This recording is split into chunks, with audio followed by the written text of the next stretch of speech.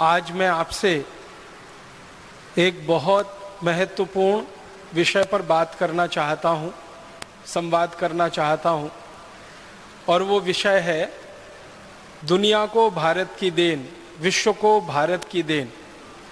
भारत ने अब तक दुनिया को क्या क्या दिया है, भारत के द्वारा दुनिया में क्या क्या आया है, ज्ञान के स्तर पर हमने दुनिया को क्या दिया है, नीतियों के स्तर पर हमने दुनिया को क्या दिया है, व्यवस्थाओं के स्तर पर हमने दुनिया को क्या दिया है। ऐसे कुछ विषयों पर मैं आज आपसे बात करूंगा। बहुत सारी रोचक जानकारियां आपके सामने प्रस्तुत करने की कोशिश करूंगा। कई जानकारियां आपके सामने ऐसी आएंगी जो आपने पहले सुनी नहीं होंगी, किसी ने आपको बताया नहीं होगा, चर्चा भी शायद आपके बीच में नहीं हुई होगी। मेरी आपसे एक विनम्र प्रार्थना है, वो ये कि आज जो जानकारियां आपको ऐसी लगें कि आपने पहले कभी नहीं सुना या पहले कभी उसके बारे में नहीं जाना, किसी ने आपको उसके बारे में नहीं बताया, तो इन जानकारियों को आप यहाँ से लौटने के बाद अधिक से अधिक लोगों को बताएं, ताकि उनका अज्ञान इस माध्यम से हम दूर कर सकें जो भारत स्वाभिमान का माध्यम है। मैं सबसे पहले बात शुरू करना चाहता हूँ आज के व्याख्यान में, वो यहाँ से कि हम सभी विद्यार्थी रहे हैं और अपने जीवन में पढ़ाई करके निकले। सभी ने प्राथमिक स्तर पर, माध्यमिक स्तर पर, फिर उच्च कक्षाओं के स्तर पर काफ़ी कुछ पढ़ा लिखा है, लेकिन हमारे मन में बचपन से जो एक बात घुसाई जाती है, बिठाई जाती है या पढ़ाई जाती है, वो ये कि दुनिया में भारत सबसे ज़्यादा पिछड़ा हुआ देश रहा। फिर पढ़ाया जाता है, बताया जाता है कि दुनिया में सबसे ज़्यादा गरीब देश भारत रहा। फिर बताया और पढ़ाया जाता है कि दुनिया को कभी कुछ भारत ने नहीं दिया, भारत को दुनिया के देशों ने बहुत कुछ दिया। हमको बताया और पढ़ाया जाता है कि अगर अंग्रेज नहीं आते तो इस भारत में कुछ नहीं होता, अंग्रेज नहीं आते तो शिक्षा नहीं होती, अंग्रेज नहीं आते तो विज्ञान नहीं आता, अंग्रेज नहीं आते तो तकनीकी नहीं आती, अंग्रेज नहीं आते तो रेल नहीं आती, अंग्रेज नहीं आते तो हवाई जहाज नहीं होता। ऐसी ऐसी बातें हम बचपन से पढ़ते आते हैं, सुनते आते हैं और आपस में चर्चाएं भी करते रहते हैं। और मुझे सबसे ज़्यादा दुख और दुर्भाग्य इस बात का लगता है कि हमारे अध्यापक हमको ये सब पढ़ाते हैं। गुरु हमारे जो आज के वर्तमान में हैं, अब गुरु तो कम हो गए हैं, शिक्षक ज़्यादा रह गए हैं, तो वर्तमान में जो हमारे शिक्षक हैं, अध्यापक हैं, वही हमको ये सब पढ़ाते हैं और बताते हैं इस तरीके से कि दिमाग में घुसा देते हैं, फिर उसका निकलना मुश्किल हो जाता है। आपने एक मनोविज्ञान की बात सुनी होगी, दुनिया में बार बार कही जाती है कि एक झूठ को जब बार बार बोला जाता है, बार बार बोला जाता है, बार बार बोला जाता है, तो थोड़े दिन वो झूठ सुनते सुनते सच लगने लगता है। तो भारत के बारे में पिछले कम से कम 250-300 वर्षों से एक झूठ पूरी दुनिया में बोला जा रहा है कि भारत एक गरीब देश, भारत एक पिछड़ा देश, भारत एक अवैज्ञानिक देश, भारत एक ऐसा देश जहां विज्ञान नहीं, जहां तकनीकी नहीं, जहां गणित नहीं, जहां भौतिक शास्त्र नहीं, जहां रसायन शास्त्र नहीं, कुछ भी नहीं। भारत एक ऐसा देश जो हर समय दूसरों पर निर्भर, भारत एक ऐसा देश जो हमेशा परावलंबी, भारत एक ऐसा देश जिसकी अपनी सभ्यता और संस्कृति में गौरव करने लायक कुछ नहीं, और जो कुछ गौरव करने लायक है वो पाखंड है, जो कुछ गर्व करने लायक है वो अवैज्ञानिक है, उसका कोई वैज्ञानिक आधार नहीं, उसका कोई तार्किक आधार नहीं। इसी तरह की बातें पढ़ते पढ़ते, सुनते सुनते हम सब बड़े हुए। और हमारे शिक्षकों को जब हम ये प्रश्न करते हैं कि आप ये सब हमें क्यों पढ़ाते हैं, तो कहते हैं हमको किसी ने ऐसे ही पढ़ाया है तो हम तुमको पढ़ाते हैं। तो हमारे शिक्षकों के जो शिक्षक रहे हैं उन्होंने भी ऐसे ही पढ़ाया है। और मुझे इस बात की सबसे ज़्यादा कोफ्त तब होती है कि एक साधारण आदमी भारत के बारे में जब ये कहता है कि हमारे पास ज्ञान नहीं, हमारे पास तकनीकी नहीं, हमारे पास विज्ञान नहीं, हमारे पास अर्थशास्त्र नहीं, धन नहीं, कुछ नहीं, हम तो हमेशा से पिछड़े गरीब देश हैं, तो सामान्य आदमी की बात को तो क्षमा किया जा सकता है। लेकिन जब भारत का प्रधानमंत्री ये कहने लगे तो दिल को बहुत चोट पहुंचती है। हमारे देश के कई प्रधानमंत्रियों के मुंह से मैंने ये सुना कि भारत हमेशा से गरीब देश है, तकनीकी यहाँ नहीं रही, विज्ञान यहाँ नहीं रही, शिक्षा यहाँ नहीं रही, जो कुछ भी हमारे पास है वो सब अंग्रेजों की देन है। भारत के बारे में सारी दुनिया में हमारे प्रधानमंत्रियों ने बोला है, सपेरों का देश, लुटेरों का देश, अंधेरे का देश, ठगों का देश, डकैतों का देश, इस तरह की बातें सारी दुनिया में भारत के बारे में प्रचारित हुई हैं। गडरियों का देश, ऐसे ऐसे बात हमारे देश के बारे में दुनिया के लोगों के सामने आए हैं कि शर्म आती है। कई बार अपना जी करता है कि क्या करें। हमारे वर्तमान प्रधानमंत्री के द्वारा लंदन के ऑक्सफोर्ड हॉल में दिए गए भाषण की याद दिलाना चाहता हूं, जो उन्होंने ऑक्सफोर्ड यूनिवर्सिटी में दिया जब उनको डॉक्टरेट की मानद उपाधि दी जा रही थी। और उन्होंने यही कहा कि हम अंग्रेजों के बहुत आभारी हैं, जो अंग्रेज भारत में नहीं आते तो हमको तो ना विज्ञान पता था, ना तकनीकी पता थी, ना हमारी शिक्षा व्यवस्था कोई होती, ना हमारे पास कोई अर्थव्यवस्था होती, ना हमारे पास कोई कृषि व्यवस्था होती, ना हमारे पास डाकतार विभाग होता, ना रेलवे विभाग होता, वगैरह वगैरह। लंबा भाषण हमारे प्रधानमंत्री ने ऑक्सफोर्ड में दिया। 40 मिनट तक वो ये गुणगान करते रहे कि अंग्रेजों का आना भारत के लिए वरदान था, अगर अंग्रेज नहीं आते तो हम तो आज भी अंधेरे में डूबे हुए रहते। अब ये जो वर्तमान प्रधानमंत्री का बयान है, वैसा ही बयान हमारे प्रथम प्रधानमंत्री ने भी कई बार हमारी संसद में दिया। अपनी संसद में कहा भारत के प्रथम प्रधानमंत्री ने कि अगर अंग्रेजों का भारत के साथ संयोग नहीं होता तो भारत तो हमेशा अंधकार और अंधेरों में डूबा हुआ देश ही रहता। इसलिए भारत को विकास कराना है तो अंग्रेजों जैसा बनाना है, भारत को आगे बढ़ाना है तो अंग्रेजों के रास्ते पे ही चल के उसको ले जाना है। तकरीबन इसी तरह की बातें भारत के विभिन्न प्रधानमंत्री कहते रहे। शर्म और अफसोस हमारे देश के लोगों को देते रहे। 2 या 3 प्रधानमंत्रियों को छोड़ दिया जाए तो लगभग सभी प्रधानमंत्री इसी मानसिकता के रहे इस देश में पिछले 63 वर्षों में। एक प्रधानमंत्री थे जिनको भारत की परंपराओं पर बहुत गर्व होता था, संस्कृति सभ्यता पर बहुत गर्व होता था। उनका नाम था श्री लाल बहादुर शास्त्री। तो जब वो पहली बार प्रधानमंत्री बने तो उन्होंने एक बहुत बड़ा फैसला लिया था इस देश में, जो सामान्य रूप से किसी प्रधानमंत्री के साहस में नहीं होता। फैसला उनका ये था कि अमेरिका से लाल रंग का गेहूं आता था भारत में, जिसको अमेरिका में जानवर भी नहीं खाते, वो गेहूं हमें खिलाया जाता था। श्री शास्त्री जी ने फैसला लिया कि ये गेहूं हमें खाना मंजूर नहीं है, क्योंकि अपमानजनक तरीके से आता है और रद्दी है, सबसे खराब है। और वो गेहूं उन्होंने अमेरिका से लेना बंद कर दिया था। उस समय गेहूं का उत्पादन बहुत कम था और उन्होंने इतना बड़ा साहस दिखाया कि हम विदेशों से गेहूं नहीं खाएंगे और नहीं लाएंगे। तो कई लोगों ने उनको समझाया कि शास्त्री जी अगर ये गेहूं हम नहीं खाएंगे तो भूखे मर जाएंगे। तो इतना कड़ा बयान उन्होंने दिया था कि हमको भूखे मरना मंजूर है, लेकिन अपमानजनक शर्तों पर घटिया गेहूं खाना मंजूर नहीं। जब ये बात चल रही थी, चर्चा चल रही थी, तो संसद में भयंकर बहस हुई थी। शास्त्री जी के प्रधानमंत्री बनने के बाद जब गेहूं का आयात उन्होंने बंद किया अमेरिका से, तो संसद में बड़ी बहस हुई थी और कई सांसदों ने शास्त्री जी को ये कहा कि अगर ये अमेरिका और यूरोप के देश ना होते तो हम तो कहीं के न रहते। तो शास्त्री जी ने फिर एक कड़ी बात कही थी कि अमेरिका और यूरोप के पास ऐसा कुछ नहीं है जो वो भारत को दे सके, हमारे पास ही है जो हम उन्हें दे सकते हैं। ये बड़ी बात उन्होंने उस समय कही थी। इसी तरह एक और प्रधानमंत्री हुए थे इस देश में, उनका नाम था श्री मोरारजी देसाई। वो भी बहुत भरे हुए थे कूट कूट कर भारतीय संस्कृति सभ्यता की बातों से, और वो कहा करते थे कि दुनिया में सबसे ज्यादा ज्ञान अगर किसी देश के पास है तो वो भारत के पास है। ये हमारा दुर्भाग्य है कि उस ज्ञान को हम दुनिया में स्थापित करने में पीछे रह गए। इसी तरह के एक प्रधानमंत्री और हुए हैं इस देश में, वो बहुत कम समय के लिए रहे, चंद्रशेखर, 4 महीने रहे, लेकिन वो भी ये कहा करते थे कि यूनान की सबसे पुरानी सभ्यताओं से पुरानी सभ्यता हमारी रही है। यूरोप के पास जो कुछ भी तकनीकी और विज्ञान रहा है उससे पहले हमने वो तकनीकी और विज्ञान हासिल किया है, इसलिए हमें विदेशियों से कुछ लेने की ज़रूरत नहीं है। ज़रूरत पड़ेगी तो उनको कुछ दे देंगे, लेने लायक हमारे लिए उनके पास कुछ है नहीं।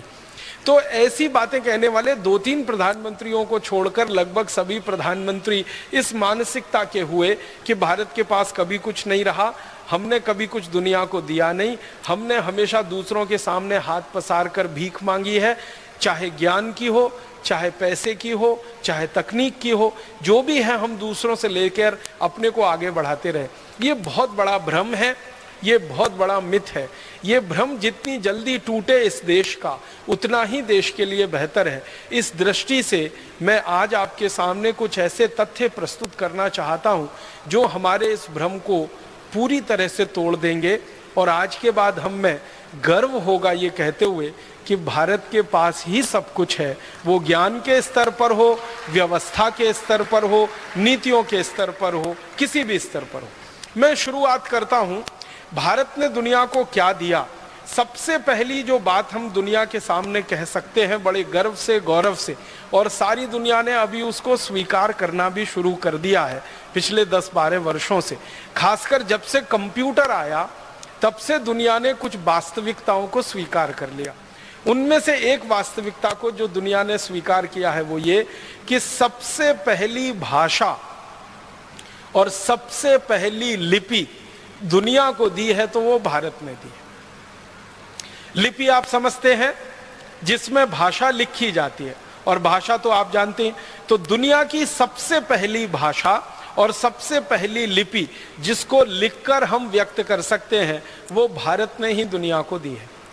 भाषा हमारी जो सबसे पहली दुनिया में गई है वो संस्कृत है, और लिपि जो हमारी दुनिया में सबसे पहली गई है वो देवनागरी है।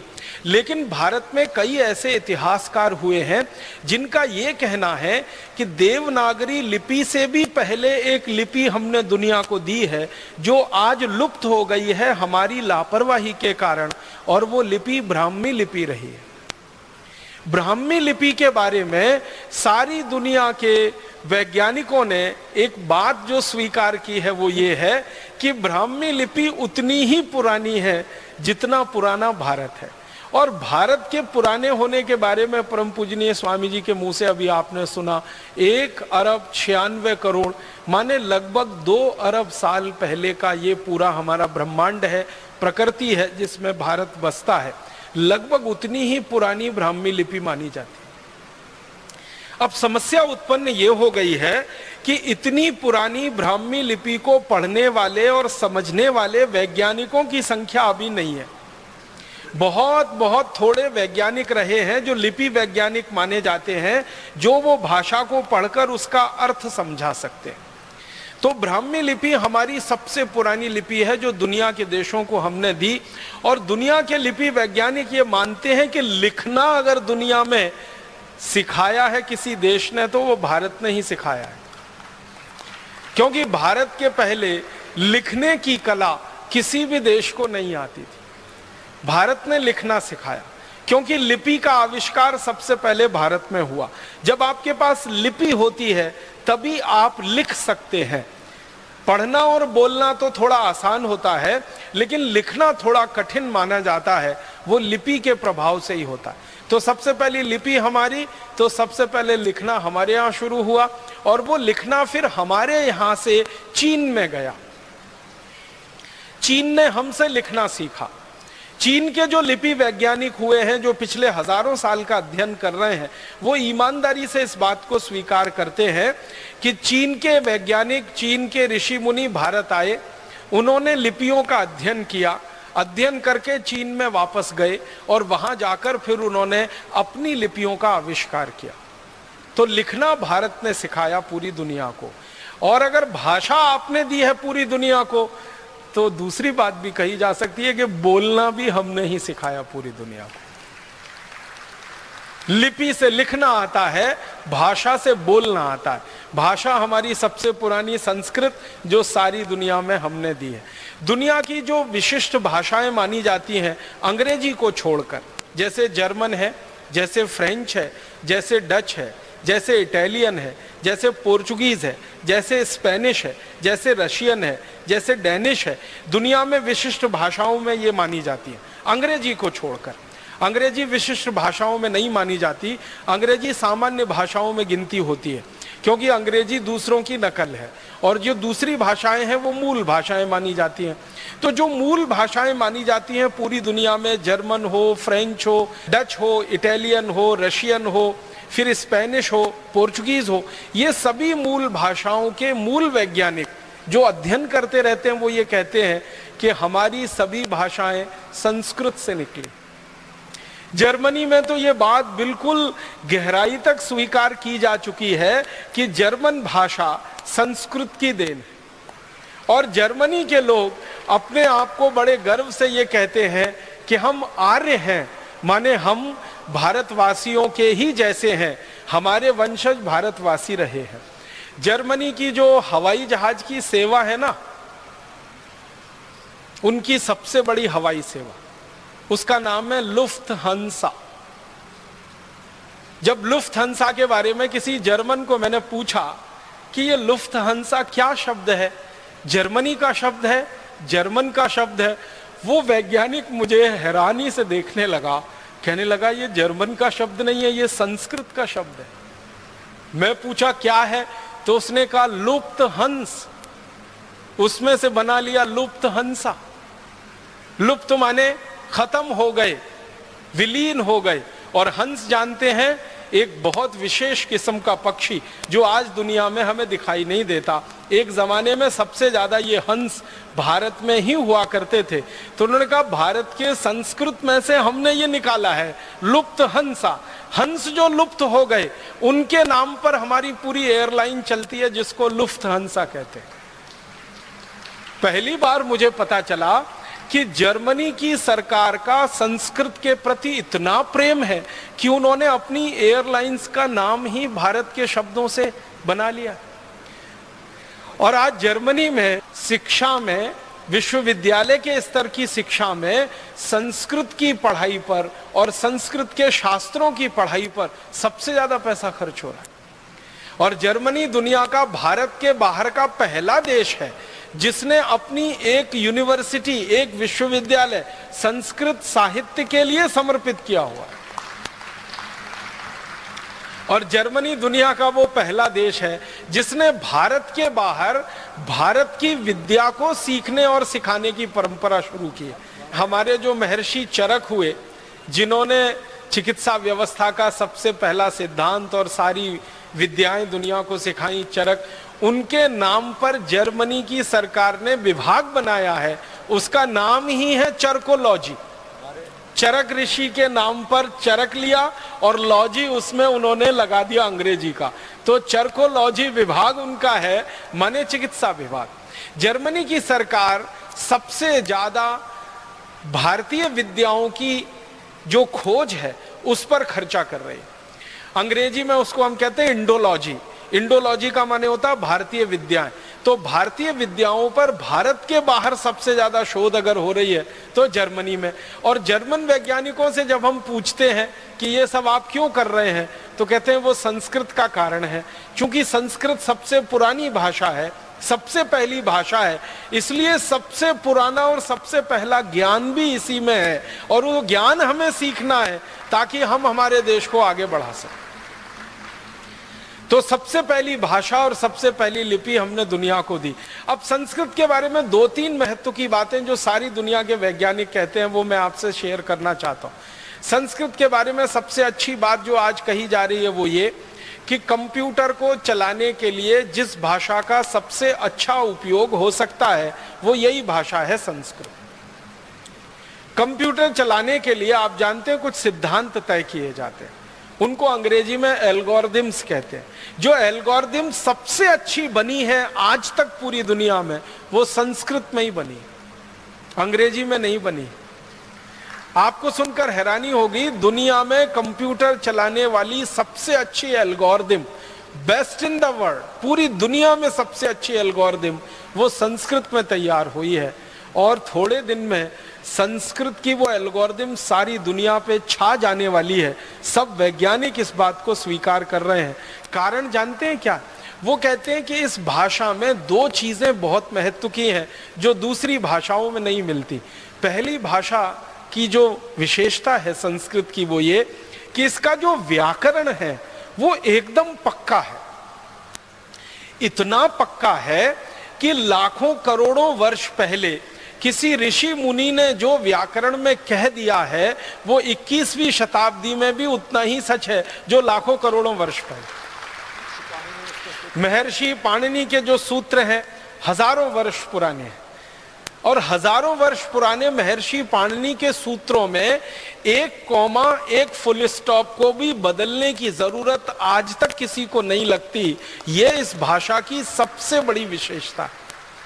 दुनिया की बाकी सभी भाषाओं में बदलाव होते हैं, समय के साथ बदलाव होते हैं और व्याकरण काफी कुछ बदलता रहता है, लेकिन संस्कृत दुनिया की अकेली और एकदम विशिष्ट भाषा है जिसका व्याकरण महर्षि पाणिनि से लेकर आज 21वीं शताब्दी तक एकदम पक्का है और शायद अगले लाखों करोड़ों वर्ष तक उतना ही पक्का रहेगा, जिसमें कोई भूल चूक होने की दूर दूर तक संभावना नहीं।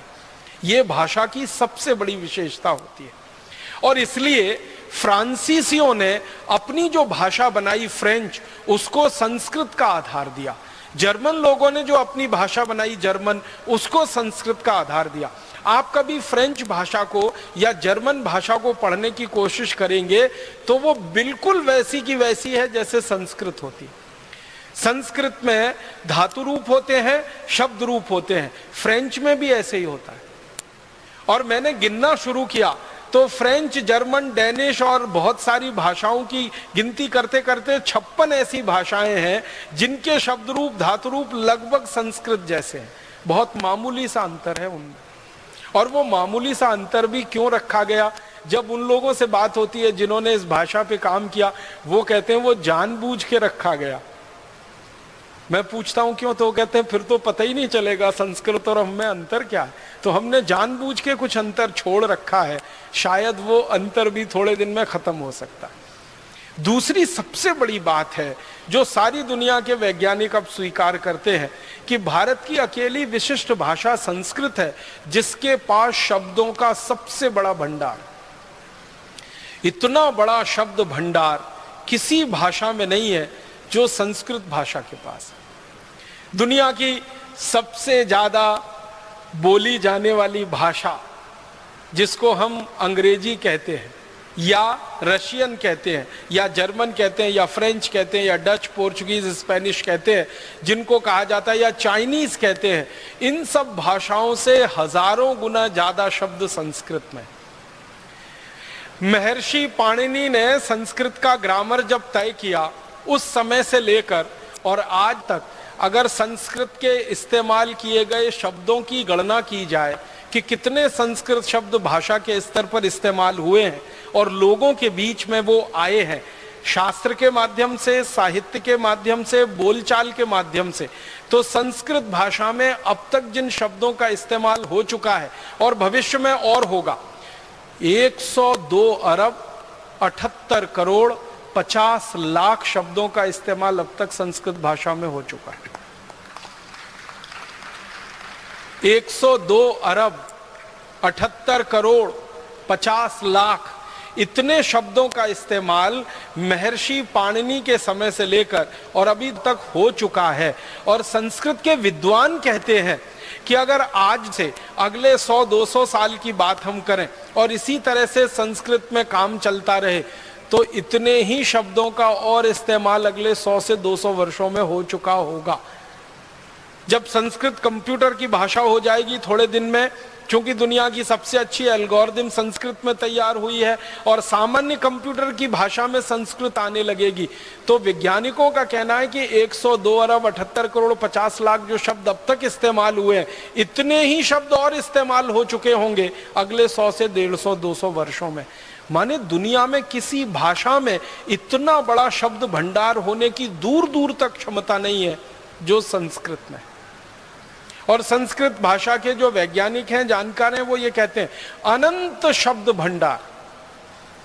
ये 102,78,50,00,000 तो वो गिनती है जो अब तक इस्तेमाल हुए शब्द हैं। जो भविष्य में इस्तेमाल होने वाले शब्द हैं उनकी गिनती हम नहीं कर सकते हैं, इसलिए कहा जाता है कि अनंत शब्द भंडार है।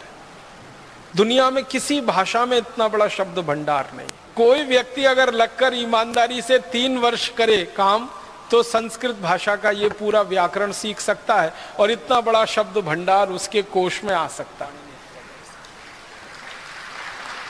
हमारे परम पूज्य ऋषि महर्षि पाणिनि ने जो लिखा है अष्टाध्यायी, उसको 3 वर्ष में पढ़कर कोई व्यक्ति बड़ा पंडित हो सकता है।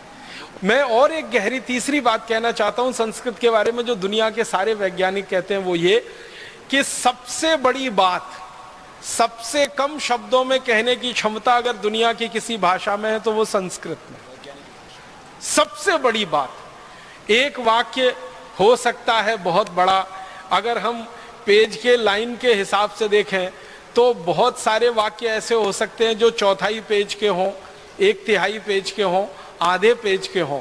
संस्कृत की ताकत इतनी बड़ी है कि उनको सबसे कम शब्दों में कह सकती है और पूरी बात उसमें आ सकती है, एक बात भी उसमें छूटे बिना। तो ये तीसरी सबसे बड़ी बात जो इस भाषा में है कि बड़े से बड़ी बातों को सूत्र रूप में, संक्षेप रूप में कह देने की ताकत इस भाषा में है, जो दूसरी भाषाओं में बहुत कम मिलती है। और ऐसे गुणगान अगर मैं करता रहूं तो पूरा व्याख्यान ही संस्कृत भाषा पे हो जाएगा। इसलिए मैंने संकेत के रूप में आपसे कहा कि दुनिया को सबसे पहली भाषा और सबसे पहली लिपि हमने दी तो संस्कृत भाषा के रूप में दी और ब्राह्मी लिपि के रूप में दी, और बाद में देवनागरी लिपि सारी दुनिया में स्थापित हुई। बहुत सारे वैज्ञानिक इस बात के लिए आजकल चर्चाएं कर रहे हैं सारी दुनिया की भाषाओं का झगड़ा मिटा दें। आपको मालूम है भाषाओं के आधार पर बहुत झगड़े होते हैं दुनिया में। ये देश उससे लड़ रहा है, वो उससे लड़ रहा है, भारत में भी झगड़े हो रहे हैं कि ये इलाका हमारा है, वो इलाका इनका है, वो भाषा के आधार पर। और प्रांतों की रचना भी हमारे देश में भाषावार आधार पर हो गई है और वो सबसे बड़ी गलती हो गई। तो भाषा के आधार पर दुनिया में बहुत झगड़े हैं, लेकिन कई वैज्ञानिक मुझे ये कहते रहते हैं कि सारे झगड़े मिट सकते हैं अगर सब भाषाओं की लिपि देवनागरी हो जाए तो सारी दुनिया की भाषाओं के झगड़े मिट सकते हैं। हमारी भारत में कन्नड़ है, तमिल है, तेलुगु है, मलयालम है, उड़िया है, बांग्ला है, आसामी है, मराठी है, गुजराती है, और दुनिया में फ्रेंच है, जर्मन है, डच है, फिर स्पेनिश है, फिर पोर्चुगीज है। ऐसी 20 50 सैकड़ों भाषाओं को देवनागरी में लिखना शुरू कर दिया जाए तो सारे झगड़े मिट सकते हैं। एक बार मैंने कुछ विद्वानों से ये पूछा कि क्या देवनागरी में ये ताकत है कि सब भाषाओं का समावेश कर सके लिखित रूप में? उन्होंने कहा देवनागरी में ही ताकत है और किसी लिपि में ये ताकत ही नहीं है पूरी दुनिया में जो सब भाषाओं को वो समाविष्ट कर सके अपने आप। इस समय हमारे देश में मराठी भाषा देवनागरी में ही लिखी जाती है, हिंदी तो देवनागरी में लिखी ही जाती है, नेपाली भाषा देवनागरी में, संस्कृत तो लिखी ही जाती है। दुनिया की बहुत सारी भाषाएं और भारत में चलने वाली बहुत सारी भाषाएं अगर एक साथ देवनागरी में लिखी जाना शुरू हो जाए तो ये ताकत, ये क्षमता एक लिपि में है, दुनिया की दूसरी किसी लिपि में नहीं है। इसका हमें गर्व है, गौरव है, अभिमान है कि सारी दुनिया को हमने ऐसी लिपि दी है जो सबसे ज्यादा वैज्ञानिक है और भाषा ऐसी दी है जो सबसे प्राचीन है और सबसे ज्यादा वैज्ञानिक। मैं थोड़ा आगे बढ़ता हूं। चूंकि संस्कृत सबसे समृद्ध भाषा है तो इस भाषा में लिखा गया साहित्य भी सबसे ज्यादा समृद्ध ही होगा। जब भाषा समृद्ध होती है तो भाषा का साहित्य भी समृद्ध होता है। तो संस्कृत भाषा में जितना साहित्य लिखा गया है पूरी दुनिया में शायद ही किसी भाषा में लिखा गया। फिर आप बोलेंगे दिखाई तो नहीं देता। ये दिखाई नहीं देता वो हमारी लापरवाही का नतीजा है और हमसे कई सारी बड़ी भूलें हुई हैं। उनमें से एक बड़ी भूल ये हुई है कि अपने साहित्य को बचाकर हम नहीं रख सके। पिछले 1000 वर्षों हमारे साहित्य का बहुत नुकसान हुआ है पिछले 1000 वर्षों। आपको शायद ये जानकर हैरानी होगी कि विदेशी लुटेरों ने जब से भारत में आना शुरू किया तो भारत की संपत्ति को ही नहीं लूटा, यहाँ के साहित्य को भी लूटा, क्योंकि ज्ञान उसमें भरा पड़ा है। तो हमसे साहित्य की साज संभाल नहीं हो पाई पिछले 1000 वर्षों में, वो काफी कुछ लूट गया। और कई विदेशी आक्रांता तो ऐसे आए जिन्होंने हमारे साहित्य को जला दिया। आपने सुना है तक्षशिला की कहानी? भारत की सबसे बड़ी पुस्तकालय की कितनी दुर्अवस्था हुई थी कि उसको जला दिया गया था। और तक्षशिला की पुस्तकों को जला देने के बाद की कहानी ये है कि 6 महीने तक विदेशी आक्रांताओं ने उन किताबों के पन्नों को जला जलाकर अपना पानी गर्म किया था। इतना बड़ा हमारा ज्ञान का भंडार था तक्षशिला विश्वविद्यालय। जो 6 महीने तक जलता रहा था। 6 महीने तक जलता रहे, कल्पना करिए लाखों करोड़ों पेज रहे होंगे जो 6 महीने तक जले होंगे। तो कई विदेशी आक्रांता और लुटेरे ऐसे आए कि उन्होंने हमारा साहित्य नष्ट किया। कई विदेशी आक्रांता और लुटेरे ऐसे आए जिन्होंने हमारा साहित्य लूट लिया, और कई आक्रांता और विदेशी ऐसे आए जिन्होंने हमारे साहित्य में तोड़ मरोड़ करके उसको ऐसा प्रस्तुत कर दिया कि वो हमको सबसे ज्यादा खराब दिखता है। जैसे वेदों की बात करें, हमारे जो मूल वेद है ना, वो भारत में अभी हम ढूंढने निकले तो मुश्किल से मिलते हैं। जब भी कहीं भारत में वेद की कोई प्रतिलिपि मिलती है और उसके बारे में छानबीन की जाती है तो पता चला वो मैक्स मूलर रचित है। और मैक्स मूलर एक ऐसा व्यक्ति था जो भारत के बारे में जानना तो चाहता था लेकिन आया कभी नहीं इस देश में। अपने घर में बैठे बैठे भारत के बारे में जो कुछ मिल गया उसको ज्ञान, वो उसने लिख दिया। वेदों को उसने पढ़ा पूरी रुचि से, संस्कृत सीखी उसके लिए, लेकिन बहुत सारी चीजें उसको समझ में नहीं आई वेदों में, तो उसको अपने तरीके से लिख मारा। और आज हमें वो दिखाई देती हैं तो हमको वो विरोधाभासी लगती हैं। वो विरोधाभासी होने का कारण ये है कि मूल ग्रंथों के साथ छेड़छाड़ कर दी हमारे लोगों ने, शास्त्रों के साथ छेड़छाड़ कर दी, ज्ञान के भंडार के साथ छेड़छाड़ कर दी। अगर हमारे मूल ग्रंथ वेदों को हम देखें और मैक्स मूलर रचित वेदों को देखें, या हमारे मूल दूसरे शास्त्रों को देखें, अब जैसे मैं एक उदाहरण देता हूं, जो हमारी मूल मनुस्मृति है उसको हम पढ़ें और अंग्रेजों द्वारा तैयार की गई मनुस्मृति को पढ़ें, दोनों में जमीन आसमान का अंतर। मूल मनुस्मृति में जो बात कहीं नहीं है, अंग्रेजों द्वारा रचित मनुस्मृति में वही बातें हैं। याज्ञवल्क संहिता में न्याय सिद्धांत के बारे में जो बातें हैं मूल ग्रंथों में, अंग्रेजों ने एक याज्ञवल्क संहिता तैयार की, उसमें बिल्कुल उल्टा लिखवा दिया। तो हमारे शास्त्रों की कई तरीके से तोड़ मरोड़ हुई। एक तो जलाया गया, लूटा गया, और उसके बाद जो साहित्य विदेशियों के हाथ में पड़ गया उसमें अपना दिमाग लगाकर खुराफातें बहुत की हैं उन्होंने, बहुत कुछ मिलावट कर दिया। और वो मिलावटी चीजों को आज कोट किया जाता है सारी दुनिया में। जैसे वेदों में से कहीं से वाक्य निकाल कर ये कोट कर देते हैं, उपनिषदों में से निकाल के कोट कर देते हैं कि भारतवासी मांस खाते थे, गाय का मांस खाते थे। ऐसे कोटेशन हमारे यहाँ दे दिए जाते हैं और वेदों का कोई सूत्र या कोई श्लोक या उपनिषदों का कोई सूत्र या श्लोक उसके नीचे लिख दिया जाता है। वो सब मिलावट है, बाहर के लोगों द्वारा जोड़ा गया छेपक है और उसकी व्याख्या भी गलत है। तो हमारे देश में जो ज्ञान भंडार हमारे पास बहुत बड़ा रहा संस्कृत के आधार पर, इसमें बहुत नुकसान हो गया। ज्ञान हमारे यहाँ दुनिया में सबसे ज्यादा रहा है क्योंकि भारत जो नाम है ना, वो एक रूप में ज्ञान का ही हिस्सा है। भा माने होता है ज्ञान और रथ माने होता है लगा हुआ। ज्ञान में रथ, ज्ञान में लगा हुआ देश ही है भारत। तो हमसे ज्यादा ज्ञान शायद ही किसी के पास होगा, लेकिन वो ज्ञान में पिछले 1000-1500 वर्षों में बहुत कमी आई। या तो वो लुटा, या तो विदेशियों द्वारा जलाया गया, या तो उसमें उन्होंने अपने छेपक जोड़ दिए, मिलावट कर दी और वो हमारे सामने प्रस्तुत हो गया। ये आज हम सब भारतवासियों के लिए बहुत बड़ी चुनौती का काम है, बहुत बड़े शोध का काम है कि जो हमारे मूल शास्त्र रहे हैं, मूल हमारे ग्रंथ रहे हैं और जो मूल ज्ञान की बातें रही हैं, उनको पुनर्खोज करके देश के सामने प्रस्तुत किया जाए ताकि ये जो मिलावट वाला हिस्सा है ये दूर हो सके और हमको शुद्ध ज्ञान मिल सके। चेले और चेलियां तो हमारे दादा दादी ही थे, नाना नानी थे, वो ऐसे ही दाल पकाते थे। अब उस दाल को पकने में थोड़ा समय लगता था, तो दाल को पकने में तो समय लगना ही चाहिए, क्योंकि आज का जो भौतिक विज्ञान कह रहा है ना, हजारों साल हमारे ऋषि मुनि वो कह गए। हमारे ऋषि मुनियों ने ये कहा, महर्षि भारद्वाज का एक सूत्र है, वो ये कहते हैं कि जो वस्तु खेत में जितनी देर में पकती है वो भोजन में भी उतनी देर में ही पकेगी। अब ध्यान दीजिएगा, दाल खेत में सबसे ज्यादा देर में पकती है। आपको मालूम है अरहर की दाल पकने में तो 6 महीना लग जाता है, कोई कोई दालें पकने में 8 महीना लग जाता है। तो खेत में जो दालें देर में पकती हैं, घरों में भी वो देर में पकेंगी, ये महर्षि भारद्वाज कह गए हजारों साल पहले। यूरोप के वैज्ञानिक अब उसको स्वीकार कर रहे हैं कि हाँ, बात तो ये सही है, दाल तो देर में पके तभी पौष्टिकता दे सकती है, और पौष्टिकता के साथ साथ स्वाद भी वो तभी देती है जब धीमी धीमी धीमी धीमी आंच पर पके।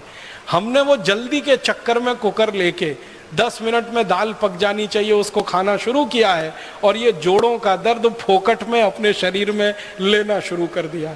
डायबिटीज ले ली है, अर्थराइटिस ले लिया है, माने हमें पोषकता मिल नहीं रही है खाने की, क्योंकि महर्षि भागवत के सूत्र का पालन ही नहीं कर रहे हैं हम। तो वो कहते हैं कि खाने बनाते समय पवन का स्पर्श, सूर्य का प्रकाश बहुत जरूरी है। यूरोप के वैज्ञानिक अब पहुंचे। मैंने ये बात थोड़ी विस्तार से इसलिए कही कि ऐसे सैकड़ों हजारों सूत्र हैं जिनको यूरोप के वैज्ञानिक अब सिद्ध कर पा रहे हैं, और हमारे ऋषि मुनि हजारों साल पहले के। एक और सूत्र याद आता है तो आपको बताता हूं।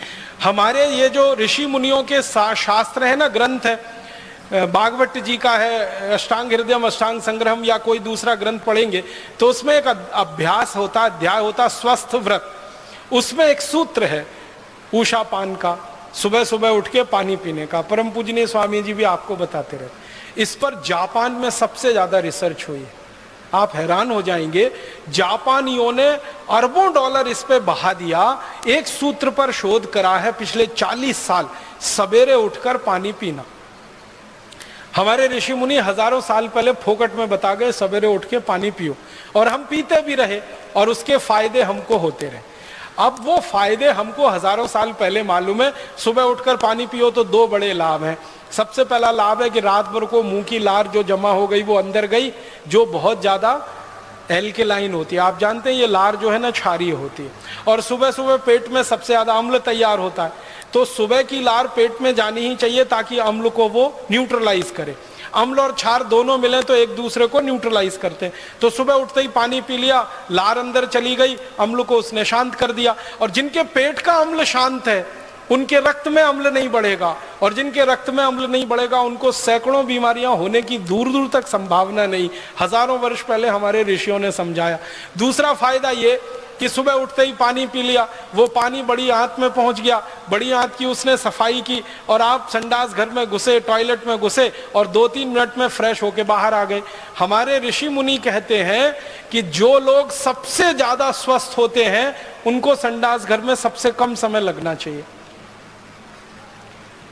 सबसे ज्यादा स्वस्थ होने की एक ही निशानी है कि टॉयलेट में आप कितनी जल्दी बाहर निकलते हैं। जो आधा पौना घंटा, घंटा भर बैठ लिए तो आप सबसे ज्यादा बीमार आदमी हैं। 2-3-4 मिनट में गए और बाहर आ गए तो आप बहुत स्वस्थ आदमी हैं। तो ये स्वस्थ होने के लिए सुबह का पानी कितनी मदद करता है, ये 2 बातें हमारे ऋषि मुनि हजारों साल पहले कह के चले गए।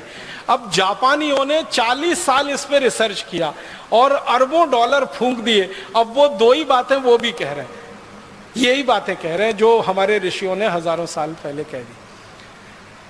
इसी तरह से एक हमारे यहाँ पानी का नियम बताया गया, पानी बैठ के पियो, कभी भी खड़े होके मत पियो, पानी घूट घूट पियो, हमेशा सिप सिप करके पियो, ठंडा पानी कभी मत पियो। ये छोटे छोटे सूत्र हैं स्वस्थ व्रत के।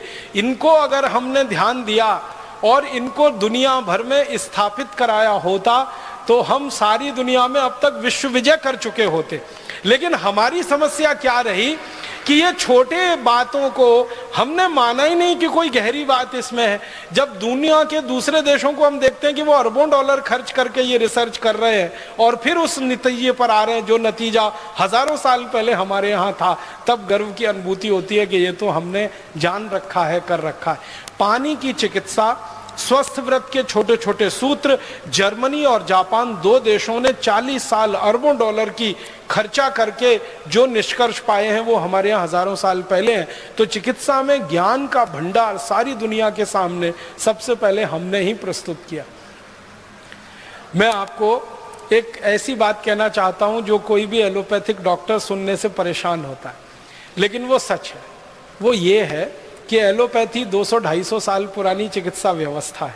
इसने आज तक दुनिया को बस एक ही चीज दी है जिसको वो भी धीमे धीमे मानते हैं। वो कहते हैं सिर्फ दर्द से लड़ना, और कुछ नहीं दिया, सिर्फ दर्द से लड़ना।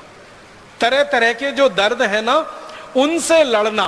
250 साल की कुल रिसर्च एलोपैथी की इतनी ही है। पेन से लड़ रहे हैं वो, और उसमें भी पूरी तरह से कामयाब नहीं हो पा रहे हैं। कैंसर के पेन में तो अभी तक कामयाब नहीं हो पा रहे हैं। दूसरे तरह के दर्दों में थोड़ी कामयाबी मिली है, बाकी नहीं है। तो पूरी कुल जमा उनकी शोध है। जितनी दवाएं उन्होंने बनाई हैं, हजारों किस्म की, उनकी मदद से एक ही काम कर रहे हैं, दर्द की कमी या दर्द से लड़ना या दर्द पे काबू करना। इससे ज्यादा उनके पास कुछ नहीं है। मैं एलोपैथी चिकित्सा के एक पुराने उदाहरण को आपके सामने कहता हूं कि हमारी चिकित्सा कैसी रही और ये एलोपैथी की कैसे रही। अमेरिका में सबसे पहला राष्ट्रपति हुआ जॉर्ज वॉशिंगटन। अमेरिका का जब आप इतिहास पढ़ेंगे तो आपको ये जानकारी मिलेगी, हंसी आएगी आपको, और आपको अपने ऊपर गर्व भी होगा। दोनों ही बातें हैं। जॉर्ज वॉशिंगटन की कहानी आप सब पढ़िए। कहानी यह है कि वो अमेरिका का पहला राष्ट्रपति बना। अमेरिका गुलाम था अंग्रेजों का, अंग्रेजों की गुलामी से अमेरिका आज़ाद हुआ और 1776 में उनको आज़ादी मिली और वो पहला राष्ट्रपति बना। और वो बीमार हो गया। बीमारी आती है, यूरोप और अमेरिका में तो ज़्यादा ही बीमारी आती रही है, क्योंकि ठंड वाला इलाका है, सूरज का धूप है नहीं, सूरज का प्रकाश पर्याप्त है नहीं, इसलिए वायरल इन्फेक्शन सबसे ज़्यादा उन्हीं देशों में होते हैं। और इसलिए एंटी वायरल जितनी भी मेडिसिन है सबसे ज़्यादा उन्होंने खोजी है।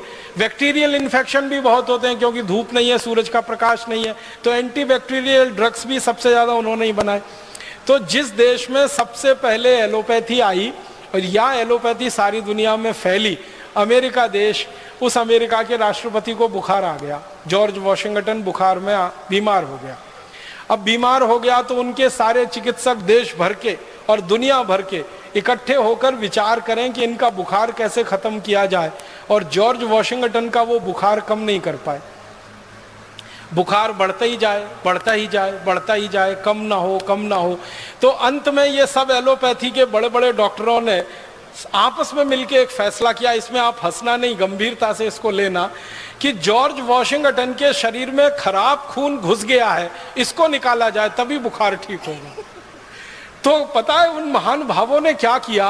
अमेरिका के राष्ट्रपति के हाथ पर बांध दिए पलंग से, हाथ बांध दिया, दोनों पांव बांध दिए, रस्सी से कस के बांध दिए, और वो राष्ट्रपति चिल्ला रहा है कि ये क्या चिकित्सा कर रहे हो? तो कह रहे यही एलोपैथी की चिकित्सा है, थोड़ा धीरज रखिए, थोड़ा धैर्य रखिए, हम आपको ठीक कर रहे हैं। इन्होंने क्या किया? महान महान डॉक्टरों ने उनकी नसें काट दी, हाथ की, दोनों हाथ की नसें काट, ब्लेड लिया और काट दिया, और बेचारा राष्ट्रपति दर्द से तड़प रहा है, चिल्ला रहा है, और उसके दोनों हाथों की नसें काट दी। और तर्क क्या है कि ये खराब खून घुस गया है, ये निकालना है। तो खराब के साथ अच्छा खून भी रात भर निकलता रहा और सवेरे जॉर्ज वॉशिंगटन मर गया। ये है एलोपैथी चिकित्सा। और ये कहानी ज्यादा पुरानी नहीं है, 1776 के आसपास की है। जिस समय एलोपैथी चिकित्सा में बुखार ठीक करने के लिए नसें और नाड़ियां काटी जाती थी खराब खून निकालने के लिए, उस समय भारत में बड़े से बड़ा बुखार ठीक करने के लिए नीम की गिलोय का काढ़ा पिला के लोगों को ठीक किया जाता।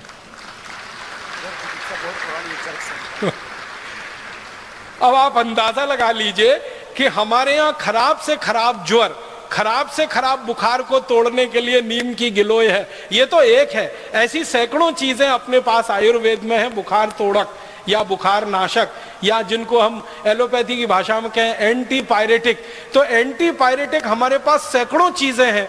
उनमें से सबसे आसान, हर जगह मिलने वाली, सबसे ज्यादा उत्पादन होने वाली नीम की गिलोय, गुड़वेल के नाम से, गिलोय के नाम से सारा देश जानता है। उसका काढ़ा पिला के हम बड़े सा बड़ा बुखार सवेरे से शाम तक ठीक कर लेते थे। उसी समय में अमेरिका में बुखार ठीक करने के लिए नसें काटी जाती थी, खून निकाला जाता था।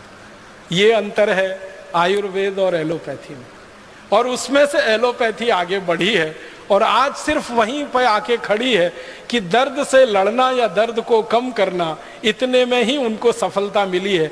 इसके अलावा तो उनके पास कुछ नहीं है सफलता के खाने में।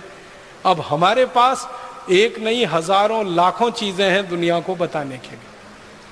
तो हम एक बड़ी चिकित्सा पद्धति के सारे दुनिया में फैलाने वाले प्रसारक रहे हैं, प्रचारक रहे हैं, और सारी दुनिया ने हमसे सीखा है। यूनानी पद्धति एक विकसित हुई है, दुर्भाग्य से हम उसको मुसलमानों से जुड़ा हुआ मान लेते हैं, उसका मुसलमानों से कुछ लेना देना नहीं है। वो यूनान में विकसित हुई, इसलिए नाम उसका यूनानी पड़ गया। यूनानी पद्धति के जितने शोधक हुए हैं, रिसर्चर्स हुए, वो सब ईमानदारी से कहते हैं कि हमने तो सब आयुर्वेद से सीखा है, संस्कृत में से सीखा है, चरक में से सीखा है, बागभट्ट जी के यहाँ से सीखा है, भाव प्रकाश निघंटू में से सीखा है। ईमानदारी से वो कहते हैं इस बात को। और उनके औषधि बनाने के जो तरीके हैं ना, वो तरीके बिल्कुल वही है, बस थोड़ा अंतर इतना ही है, यूनान की आबो हवा के हिसाब से, यूनान की जलवायु और परिस्थिति के हिसाब से भारत के सूत्रों में थोड़ा उन्होंने फेरबदल किया है, बाकी सब वही है। तो दूसरी दुनिया की सबसे बड़ी चिकित्सा पद्धति यूनानी चिकित्सा, वो आयुर्वेद में से निकली।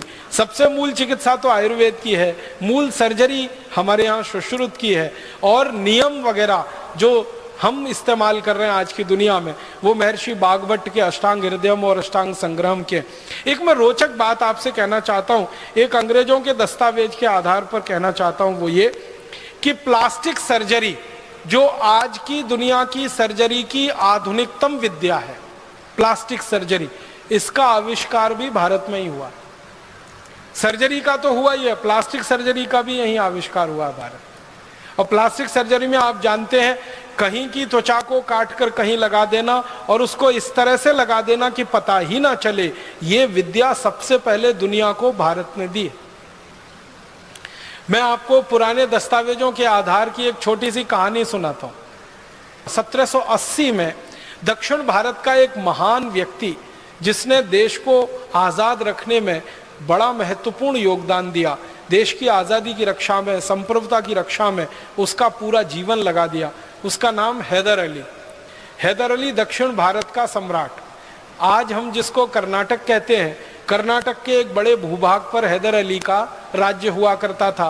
1780 से 84 के बीच में अंग्रेजों ने हैदर अली पर हमले किए, कई बार हमले किए। तो एक हमले का जिक्र एक अंग्रेज की डायरी में से निकला, वो मैं सुना रहा हूं आपको।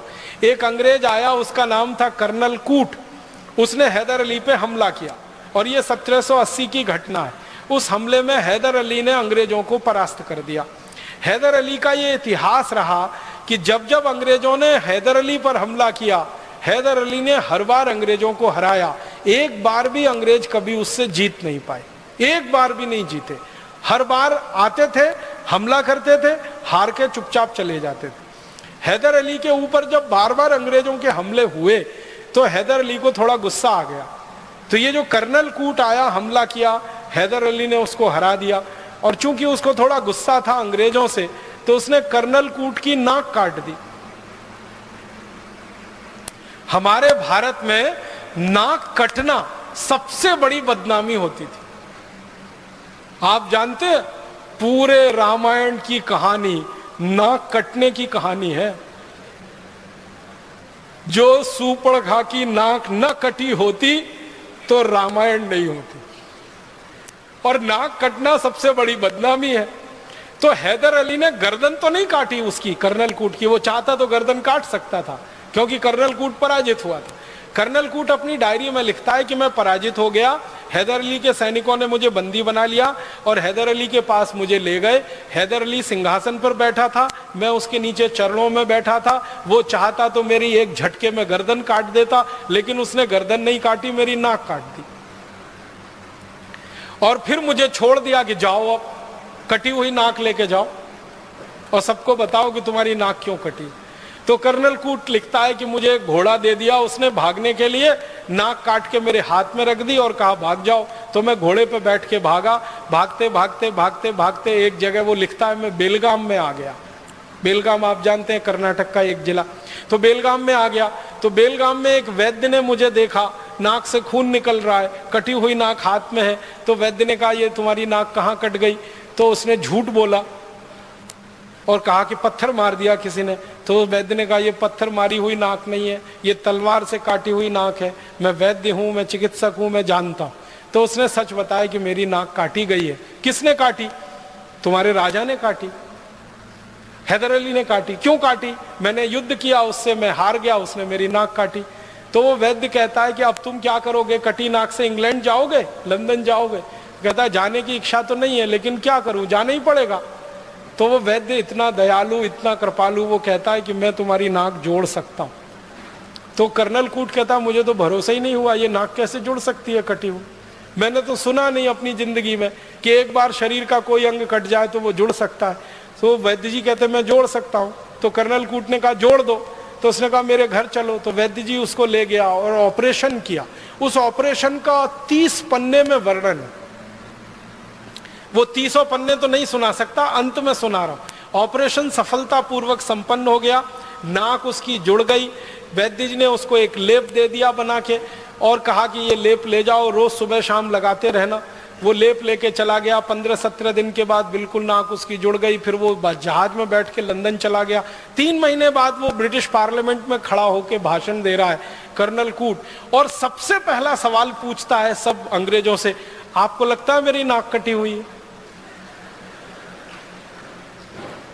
तो सब अंग्रेज हैरान होके कहते नहीं नहीं, तुम्हारी नाक तो कटी हुई बिल्कुल नहीं दिखती। तब वो कहानी सुना रहा ब्रिटिश पार्लियामेंट में कि मैंने हैदर अली पे हमला किया था, मैं उसमें हार गया, उसने मेरी नाक काटी। फिर भारत में एक वैद्य ने मेरी नाक जोड़ी, और भारत के वैद्यों के पास इतनी बड़ी हुनर है, इतना बड़ा ज्ञान है कि वो कटी हुई नाक को जोड़ सकते हैं। तब उस वैद्य जी की खोज खबर ब्रिटिश पार्लियामेंट में ली गई और अंग्रेजों का एक दल आया और बेलगाम के उस वैद्य को मिला। तो उस वैद्य ने अंग्रेजों को बताया कि ये काम तो भारत के सब गांवों में होता है, मैं अकेला नहीं हूं, ऐसा करने वाले हजारों लाखों लोग हैं। तो अंग्रेजों को हैरानी हुई, कौन सिखाता है आपको? कहने लगे हमारे इसके गुरुकुल चलते हैं, उन गुरुकुलों में सिखाया जाता। फिर अंग्रेज वो गुरुकुलों में गए, वहां उन्होंने एडमिशन लिया, विद्यार्थी के रूप में भर्ती हुए, फिर सीखा। सीखने के बाद इंग्लैंड में जाकर प्लास्टिक सर्जरी उन्होंने शुरू की। और जिन जिन अंग्रेजों ने भारत में प्लास्टिक सर्जरी सीखी है ना, उनकी डायरियां हैं। एक अंग्रेज का मैं बताता हूं आपको, वो कहता है कि जब मैंने पहली बार प्लास्टिक सर्जरी सीखी, जिस गुरु से सीखी वो भारत का विशेष आदमी था और वो नाई था जाति का, उसने मुझे सिखाई सर्जरी। ध्यान देना इस बात पर, जाति का नाई, जाति का चर्मकार, जाति का कोई और, हमारे यहां ये ज्ञान के बड़े पुलिंदे थे, ज्ञान के बड़े पंडित थे। नाई है इस आधार पर किसी गुरुकुल में उसका प्रवेश वर्जित नहीं था, चर्मकार है इसलिए गुरुकुल में प्रवेश वर्जित नहीं था। जाति के आधार पर हमारे यहाँ गुरुकुलों में प्रवेश नहीं हुआ है, और जाति के आधार पर हमारे यहाँ शिक्षा की भी व्यवस्था नहीं है। वर्ण व्यवस्था के आधार पर हमारे यहाँ सब कुछ चलता रहा है। तो नाई भी सर्जन है, चर्मकार भी सर्जन है। और वो अंग्रेज लिखता है कि चर्मकार तो ज्यादा अच्छा सर्जन इसलिए हो सकता है कि उसको चमड़ा सिलना सबसे अच्छे तरीके से आता है। तो शरीर का चमड़ा सिलना हो या जानवर का, बात तो एक ही है। तो हमारे यहाँ ऐसे लोग सर्जरी सीखते रहे। तो एक अंग्रेज कह रहा है कि मैंने जिस गुरु से सर्जरी सीखी, पूना का किस्सा है वो, पूना में जिस गुरु से सीखी वो जात का नाई था। सिखाने के बाद उसने मुझसे एक ऑपरेशन कराया, और वो ऑपरेशन का वर्णन है। एक मराठा सैनिक है, और ये 1792 की कहानी है। एक मराठा सैनिक है, उसके दोनों हाथ कट गए हैं युद्ध में, और वो उस गुरु के पास आया है कटे हुए हाथ लेकर जोड़ने के लिए। तो गुरु ने वो ऑपरेशन उस अंग्रेज से करवाया जो सीख रहा है, और वो अंग्रेज गुरु के साथ मिलकर बहुत सफलतापूर्वक ऑपरेशन पूरा किया है। और वो अंग्रेज कहता, उसका नाम है डॉक्टर थॉमस क्रूसो। वो अंग्रेज कहता है कि मैंने मेरे जीवन में इतना बड़ा ज्ञान किसी गुरु से सीखा, और इस गुरु ने मुझसे एक पैसा नहीं लिया, फीस नहीं ली। ये मैं बिल्कुल अचंभा मानता हूं, आश्चर्य मानता हूं। और थॉम क्रूसो ये सीख के गया है। फिर उसने प्लास्टिक सर्जरी का स्कूल खोला, और उस प्लास्टिक सर्जरी के स्कूल में फिर अंग्रेज सीखे हैं, और अंग्रेजों ने सीख सीख कर फिर दुनिया में फैलाया है। दुर्भाग्य इस बात का है कि सारी दुनिया में प्लास्टिक सर्जरी के उस स्कूल का तो वर्णन है, लेकिन इन वैद्यों का वर्णन अभी तक नहीं आया विश्व ग्रंथों में, जिन्होंने अंग्रेजों को प्लास्टिक सर्जरी सिखाई थी। और ये क्यों हम रह गए वंचित?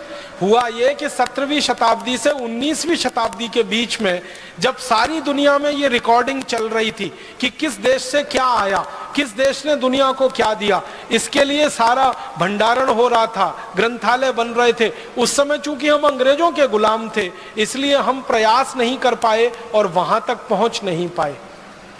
तो अब हमें ये करना पड़ेगा, आज नहीं तो कल सारी दुनिया में जाकर अपने द्वारा दी गई खोजों को स्थापित कराना पड़ेगा, उनका रजिस्ट्रेशन कराना पड़ेगा, जरूरत पड़नी है तो उस पर पेटेंट लेना पड़ेगा, और जरूरत पड़ेगी तो वर्ल्ड पेटेंट लेना पड़ेगा, विश्व पेटेंट लेना पड़ेगा। और पूरी दुनिया में इस ज्ञान को स्थापित कराने के लिए मुझे लगता है कि भारत स्वाभिमान से अच्छा दूसरा कोई अभियान नहीं होगा। हम इस काम को सारी दुनिया में कराएंगे। एक और रोचक जानकारी देता हूं चिकित्सा से संबंधित। 1710 के साल में एक अंग्रेज भारत आया, उसका नाम था डॉक्टर ओलिवर। ये भारत में आके कलकत्ता में आया, कलकत्ता में इसने घूमा, बंगाल घूमा, और घूमते हुए इसने एक डायरी लिखी है। उस डायरी के पन्ने का एक पैराग्राफ सुनाऊंगा आपको। वो ये कहता है कि मैंने भारत में आकर पहली बार देखा कि चेचक जैसी महामारी को कितने आसानी से भारतवासी ठीक कर लेते हैं। आपको मालूम है 17वीं शताब्दी में सारी दुनिया में एक महामारी फैली थी जिसको चेचक कहते हैं। इसमें एक बड़ी चेचक होती थी, एक छोटी चेचक होती थी। अफ्रीका में लाखों लोग मर गए थे इसके कारण। लैटिन अमेरिका में लाखों लोग मरे थे इस बीमारी से। अफ्रीका, लैटिन अमेरिका और एशिया के हिस्से में लाखों, शायद करोड़ों भी हो सकते हैं, मरे थे 17वीं शताब्दी के आसपास। ये बीमारी फैली थी, महामारी थी, बीमारी नहीं थी। उस दौरान ये अंग्रेज आया भारत में जिसका नाम था डॉक्टर ओलिवर। वो आया कलकत्ता में, तो वो देखता क्या है कि भारतवासी चेचक की बीमारी को लड़ने के लिए टीका लगाते हैं। और वो कहता है कि मैंने दुनिया में पहली बार देखा। और डॉक्टर ओलिवर का नाम बहुत बड़ा नाम है इंग्लैंड में। इंग्लैंड के लोग उसको बहुत इज्जत से याद करते हैं, डॉक्टर ओलिवर को। तो वो कहता है मैंने पहली बार आके देखा भारत जैसे देश में चेचक का टीका लग रहा है। और चेचक का टीका लगाने का उसने अपनी डायरी में वर्णन किया है। तो वो लिखता है कि मैं आया कलकत्ते में 1710 के साल में, और मैंने देखा कि भारत में उस समय चेचक की बीमारी सबसे कम है। दुनिया के देशों में सबसे ज्यादा है और यहां सबसे कम है। तो इसने कहा कि मैंने खोजना शुरू किया कि यह बीमारी भारत में सबसे कम क्यों है। तो पता चला हर भारतवासी ने चेचक का टीका लगवा रखा है। तो उसका वो वर्णन करता है कि चेचक का टीका एक सुई जैसी वस्तु से लगाया जाता था, और वो 3 दिन में किसी भी व्यक्ति को चेचक के प्रति ताकतवर बनाता था, प्रतिकारक शक्ति उसकी दे देता था। और उसके बारे में वो लिखता है कि 3 दिन टीका लगाकर उस व्यक्ति को थोड़ा बुखार आता था। उसके बुखार को ठीक करने के लिए पानी की पट्टियां रखी जाती थी पेट में। 3 दिन में वो व्यक्ति ठीक हो जाता था। एक बार टीका जिसने ले लिया, जिंदगी भर के लिए वो चेचक से मुक्त हो जाता था। वो कहता है कि इतना अद्भुत टीका मैंने दुनिया में पहली बार देखा भारत में। और ये कहानी है 1710 की। अब आपको एक हैरानी होगी जानकर, अंग्रेजों ने चेचक का टीका लगाना भारत से सीखा। ये डॉक्टर ओलिवर सीख के गया कलकत्ता से, लंदन गया। लंदन में इसने डॉक्टरों की सभा बुलाई और उनको कहा कि आपको मालूम है हम चेचक से मर रहे हैं और भारतवासी चेचक से लड़ रहे हैं, उनके पास टीका है इसका। तो कोई अंग्रेज मानने को तैयार नहीं इसकी बात को। वो कहते हैं कि गप मार रहे हो। तो वो कहता है मेरे खर्चे से सबको लेके चलता हूं। तो दोबारा फिर आया, अपने साथ कई अंग्रेज डॉक्टरों को लेके आया और कलकत्ता के कई इलाकों में घुमाया उनको और दिखाया कि देखो कैसे घर घर में जाके टीका लगाते हैं चेचक का। और बस एक छोटी सी सुई, उसको मामूली सा चुभाते हैं, बस उतने में ही इम्यूनिटी होती है 3 दिन के अंदर। फिर उन्होंने पूछना शुरू किया कि इसमें है क्या। तो वो कहते हैं, जो भारत में चेचक का टीका लगाने वाले वैद्य हैं ना, वो बताते हैं कि इसमें कुछ नहीं है। जिनको चेचक हो जाती है उनके शरीर का जो पस होता है वो हम निकाल लेते हैं और सुई की नोक के बराबर किसी के शरीर में प्रवेश करा देते हैं और फिर शरीर उसकी इम्यूनिटी धारण कर लेता है। ये सिद्धांत हमारा है जो दुनिया को हमने दिया। आजकल आधुनिक विज्ञान सिखाता है ना ये टीके के बारे में। पल्स पोलियो अभियान एक चल रहा है, फिर स्मॉल पॉक्स के खिलाफ, फिर ये बड़ी माता के खिलाफ, फिर इसके खिलाफ, फिर बहुत सारा टाइफाइड के खिलाफ जो चलता रहता है और जगह जगह टीके लगाते रहते हैं। ये टीके लगना सारी दुनिया को भारत ने सिखाया है। और टीके के पीछे का जो दर्शन है कि आप जिस बीमारी से लड़ना चाहते हैं उसी बीमारी के जीवाणु को आप शरीर में प्रवेश कराइए ताकि शरीर में प्रतिरक्षा तंत्र उसका मजबूत हो जाए। यह सिद्धांत पूरी दुनिया को हमने दिया। बस दुर्भाग्य हमारा यह है कि इस सिद्धांत का जब दुनिया के वैज्ञानिकों के स्तर पर पंजीकरण हो रहा था, रजिस्ट्रेशन हो रहा था, तब हम वहां हाजिर नहीं थे और इसलिए हमारे नाम से ये दर्ज होने से वंचित रह गया। ये डॉक्टर ओलिवर के नाम से वहां दर्ज है। दुनिया भर के जो रिकॉर्ड्स है ना उनमें डॉक्टर ओलिवर के नाम से ये वर्णित है। और डॉक्टर ओलिवर अपनी डायरी में लिख रहा है कि मैंने कलकत्ता में आके सीखा है इसको। तो डॉक्टर ओलिवर के पहले ये चेचक के बारे में अगर लिखना होगा तो उन वैद्यों के बारे। और डॉक्टर ओलिवर अपनी डायरी में लिखता है कि ये जो वैद्य हैं इनको मैंने पूछा कि आपको किसने सिखाया, तो वो कहते हैं हमारे गुरु ने सिखाया। उनको किसने सिखाया, उनके गुरु ने सिखाया। तो कहता है कम से कम भारत में पिछले 1500 साल से ये टीका लग रहा है। और ये बात है 1710 के आसपास। वो कहता है 1500 साल से कम का इतिहास नहीं निकलेगा भारत में चेचक के टीके का। और अंत में वो कहता है कि भारत के ये जो वैद्य हैं ये इनको प्रणाम करना चाहिए, इनका वंदन करना चाहिए, इनका अभिनंदन करना चाहिए कि निशुल्क रूप से ये सेवा देने के लिए एक एक घर में जा रहे हैं और लोगों को चेचक जैसी महामारी से बचा रहे हैं। हम अंग्रेजों को इन्होंने बिना किसी शुल्क के ये ज्ञान सिखाया है। हम इनके जितने ज्यादा आभारी हो सके उतना अच्छा होगा। ये डायरी के अंत में लिखता है। लेकिन दूसरे अंग्रेज उसकी डायरी का ये अंतिम हिस्सा गायब करके उसको अपने नाम से प्रकाशित करवाते हैं। और सारी दुनिया आज ये मान के बैठी है कि चेचक के टीके का आविष्कारक डॉक्टर ओलिवर था, वो भारत था। ओलिवर ने आके यहां सीखा था। और एक दो रोचक बातें मैं आपको बताना चाहता हूं हमारे भारत के बारे में, जो दुनिया की हमने दिया है। क्या क्या हमने दिया है दुनिया को। थोड़ा तकनीकी पे आता हूं। लोहा बनाने की जो टेक्निक है वो पूरी दुनिया को भारत ने सिखाई। और लोहे से भी एक अच्छा शब्द अगर मैं बोल सकूं तो स्टील बनाने की जो तकनीक है वो सारी दुनिया को हमने सिखाई। ये कहते हुए मुझे बहुत गर्व है, आपको भी थोड़ी देर में ये गर्व की अनुभूति होगी। सारी दुनिया को स्टील बनाना सबसे पहले भारत ने सिखाया। दुनिया में सबसे पहले स्टील भारत में बना। और स्टील आप जानते हैं बहुत कॉम्प्लिकेटेड टेक्नोलॉजी है। आज अगर आप स्टील बनाने की किसी भी फैक्ट्री को देखने जाएं और उस टेक्नोलॉजी को समझने की कोशिश करेंगे तो आपको समझ में आएगा कि कच्चे लोहे से, लोहे के अयस्क से, आयरन ओर से स्टील बनाना आसान काम नहीं, बहुत मुश्किल काम है। और वो टेक्नोलॉजी इस देश में बहुत साल पहले विकसित हुई है। एक अंग्रेज आया हमारे देश में जिसने सर्वेक्षण किया 1795 में। उस अंग्रेज के सर्वेक्षण के कुछ वाक्य सुनाता हूं आपको। अंग्रेजी में उसने लिखा, मैं आपको हिंदी में सुना रहा हूं। वो कहता है कि भारत में स्टील बनाने का काम पिछले 1500 साल से हो रहा है। 1795 माने 1800 मान लो, और 1800 से 1500 साल घटा दो तो तीसरी शताब्दी से, ईसा के जन्म के 300 साल के बाद क्या समय निकलता है।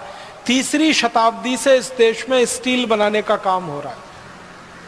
वो कहता है कि मैंने जो सर्वेक्षण भारत में किया है, भारत का पश्चिमी इलाका, पश्चिमी भारत आप जानते हैं, ये महाराष्ट्र, ये गुजरात और थोड़ा मध्य प्रदेश का इलाका, और वो कहता है भारत का पूर्वी इलाका, बंगाल है, आसाम है, उड़ीसा है, झारखंड उसमें आता है, और थोड़ा सा दक्षिणी इलाका, 3 इलाके की बात कर रहा है। तो इन 3 इलाकों में मैं घूमा हूं और अब तक मैंने भारत में स्टील बनाने के 15,000 छोटे फैक्ट्री चलते देखे। अपनी आंखों की वर्णन कर रहा है वो, कह रहा अब तक मैं घूमा हूं इतने इलाके में 15,000 छोटी फैक्ट्रियां, स्मॉल स्केल फैक्ट्रीज उसने लिखा है। 15,000 छोटी फैक्ट्रियां स्टील बनाने की भारत में चल रही हैं 1795। और वो कहता है कि हर फैक्ट्री में एक दिन में 500 किलो तक स्टील आराम से बनता है।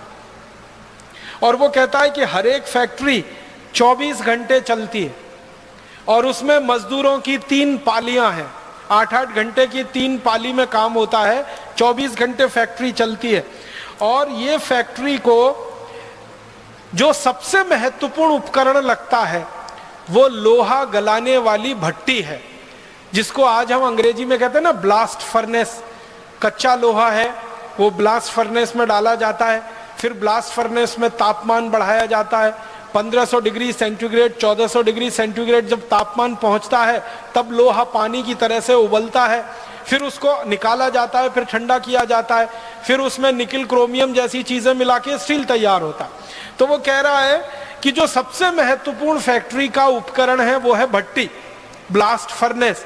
और वो कहता है कि मैंने हिसाब निकाला है कि भारत में स्टील बनाने वाली किसी भी फैक्ट्री की जो ब्लास्ट फर्नेस है उसको बनाने का खर्चा सिर्फ 15 रुपए आता है। और ये 15 रुपए का आंकड़ा है 1795 का। आज के हिसाब से अगर आप इस आंकड़े को समझने की कोशिश करेंगे तो 300 का गुणा कर दीजिए, तो 15 में 300 का गुणा कर दीजिए तो 15 × 45, माने 4,500 रुपए में ब्लास्ट फर्नेस बन के तैयार हो जाती है। फिर वो कह रहा है कि एक ब्लास्ट फर्नेस एक दिन में आराम से 1 टन लोहा बना लेती है, स्टील बना लेती है। और वो कहता है कि 1 टन स्टील बनाने में भारत के जो कारीगर हैं उनका खर्चा मात्र 80 रुपए आता है। 1 टन का माने हो गया 1000 किलोग्राम। 1000 किलोग्राम स्टील बनाने का खर्चा 80 रुपए। तो आप जरा कल्पना करिए 1 किलो स्टील बनाने का खर्चा 80 पैसे। और आपको मालूम है इस समय 1 किलो स्टील कितने में बनता है? 40 रुपए। 1795 में हम भारतीय तकनीक से स्टील बनाते थे तो 1 किलो स्टील बनाने का खर्चा 80 पैसे आता था। अब यूरोप के देशों की नकल करी हुई तकनीक से हम स्टील बनाते हैं और 1 किलो स्टील बनाने का खर्चा आता है 40 रुपए। आप बताओ टेक्नोलॉजी वो सुपर्ब थी या आज की सुपर्ब? और आगे लिखता है वो कि हमारे देश में ये स्टील बनने में जो छोटी फैक्ट्रियां हैं वो 10 घंटे लगाती हैं और 10 घंटे में स्टील बनके तैयार हो जाता है। और वो कहता है कि सभी 15,000 जो स्टील बनाने की फैक्ट्रियां हैं इनमें एक दिन में 7,500 मीट्रिक टन लोहा बनता है और एक साल में लगभग 27.5 लाख मीट्रिक टन लोहा तैयार होता है, माने स्टील तैयार होता है। और इस स्टील की सरिया बनती है और ये सरिया भारत से यूरोप में बिकने के लिए जाती है और भारत का स्टील यूरोप के बाजारों में प्रीमियम प्राइस पे बिकता है, माने सबसे महंगी कीमत पर बिकता है, क्योंकि भारत के स्टील की तुलना में दुनिया का कोई स्टील ठहरता नहीं। और अंत में वो लिख रहा है अपनी डायरी में कि भारत का स्टील यूरोप के बाजारों में जब बिकता है तो भारत के व्यापारी उस स्टील के बदले में अगर सोने की मांग करें तो भी व्यापारी सोना देने को तैयार होते हैं, क्योंकि उस क्वालिटी का स्टील दुनिया में कोई नहीं बना सकता। और वो कई बातें कह रहा है। एक बात कह रहा है कि भारत के स्टील को प्रीमियम प्राइस क्यों मिल रहा है दुनिया के बाजार में, तो कहता है कि भारत का स्टील ऐसा अद्भुत है जिसमें जंग नहीं लगता।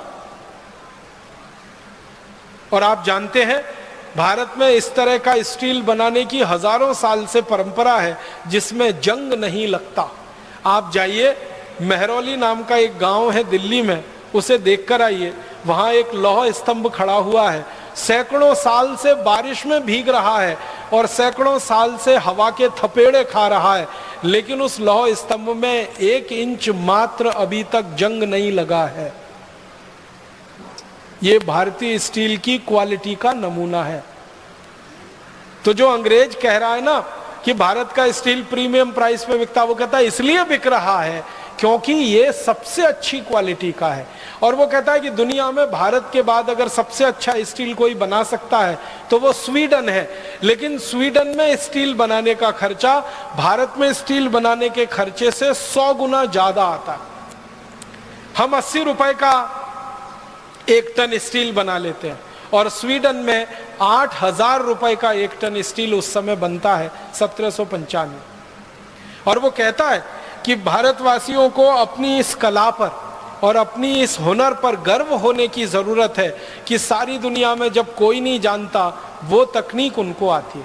और अंत में वो कहता है कि भारत की जो स्टील बनाने की ब्लास्ट फर्नेस है, जो भट्टी है, वो इतनी हल्की है कि उसको बैलगाड़ी में रख के कभी भी एक स्थान से दूसरे स्थान पर ले जा सकते हैं, दूसरे से तीसरे स्थान पर ले जा सकते हैं। वो कहता है ये पोर्टेबल है, मूवेबल है, जबकि यूरोप के देशों की जो भट्टियां हैं वो स्थायी हैं, उनको उखाड़ कर कहीं नहीं ले जा सकते। अगर उखाड़ना पड़ता है तो भट्टी टूट जाती है, लेकिन भारतवासी इतने हुनरमंद हैं, इतने कौशल वाले हैं कि भट्टी बनाते हैं, उसको बैलगाड़ी में रख के एक गांव से दूसरे गांव ले जाते हैं। और फिर वो कहते हैं कि ये भारतवासियों को कितना ज्ञान है कि एक साधारण सी भट्टी में 1400 डिग्री तापमान पैदा कर लेते हैं। आप जानते हैं 1400 डिग्री तापमान पैदा करना आसान काम नहीं है, बहुत मुश्किल काम है। और ये भी तब 17वीं शताब्दी में। आज तो हम बिजली की मदद से चाहें तो 2000 डिग्री 3000 डिग्री तक जा सकते हैं, लेकिन जब बिजली नहीं थी तब हम 1400 डिग्री का तापमान पैदा कर सकते थे। और वो कहता है कि इसके लिए एक सबसे बड़ा कारण है कि भारत में सबसे अच्छे किस्म का लोहा मिलता है और सबसे अच्छे किस्म का कोयला मिलता है। उस कोयले और लोहे के सम्मिश्रण से ये स्टील बनता है। कोयला 1400 डिग्री तापमान पैदा कर देता है और लोहा उसमें गल जाता है और स्टील बना देता है। तो स्टील बनाना सारी दुनिया को हमने सिखा। ये जो अंग्रेज है जो आया भारत में सर्वेक्षण किया, इसने सीखा और सीखने के बाद ये लंदन गया। लंदन में जाके इसने एक स्कूल खोला, मेटलर्जी का स्कूल खोला, उसमें स्टील बनाना अंग्रेजों को सिखाया। और फिर दुर्भाग्य से इसी के नाम से दर्ज हो गया कि स्टील का सबसे पहला बनाने वाला ये अंग्रेज, लेकिन उसने भारत से सीखा है। ये बात अभी दर्ज होना बाकी है। एक दो और उदाहरण देता हूं, हमने दुनिया को और क्या क्या दिया है। सारी दुनिया में इस समय किसी को मैं पूछूं कि सबसे पहला हवाई जहाज किसने बनाया, तो हम ले दे के एक नाम लेते हैं, राइट ब्रदर्स ने बनाया। और उनके नाम से दर्ज है ये आविष्कार। 17 दिसंबर सन 1903 को अमेरिका के कैरोलिना के समुद्र तट पर राइट ब्रदर्स ने पहला हवाई जहाज बनाकर उड़ाया, जो 120 फीट उड़ा और गिर गया। और उसके बाद फिर आगे हवाई जहाज की कहानी शुरू होती है। तो हम बचपन से ये पढ़ते आए हैं कि 17 दिसंबर 1903 में पहली बार हवाई जहाज बना और उड़ा, 120 फीट तक गया। अमेरिका के साउथ कैरोलिना के समुद्र तट पर राइट ब्रदर्स ने उसको उड़ाया। लेकिन अभी दस्तावेज मिले हैं और वो ये बताते हैं कि 1903 से कई साल पहले सन 1895 में हमारे देश के एक बहुत बड़े विमान वैज्ञानिक ने हवाई जहाज बनाया और मुंबई की चौपाटी के समुद्र तट पर उड़ाया, और वो 1500 फीट ऊपर उड़ा और उसके बाद नीचे गिरा। जिस भारतीय वैज्ञानिक ने यह करामात की, उनका नाम था शिवकर बापूजी तलपदे।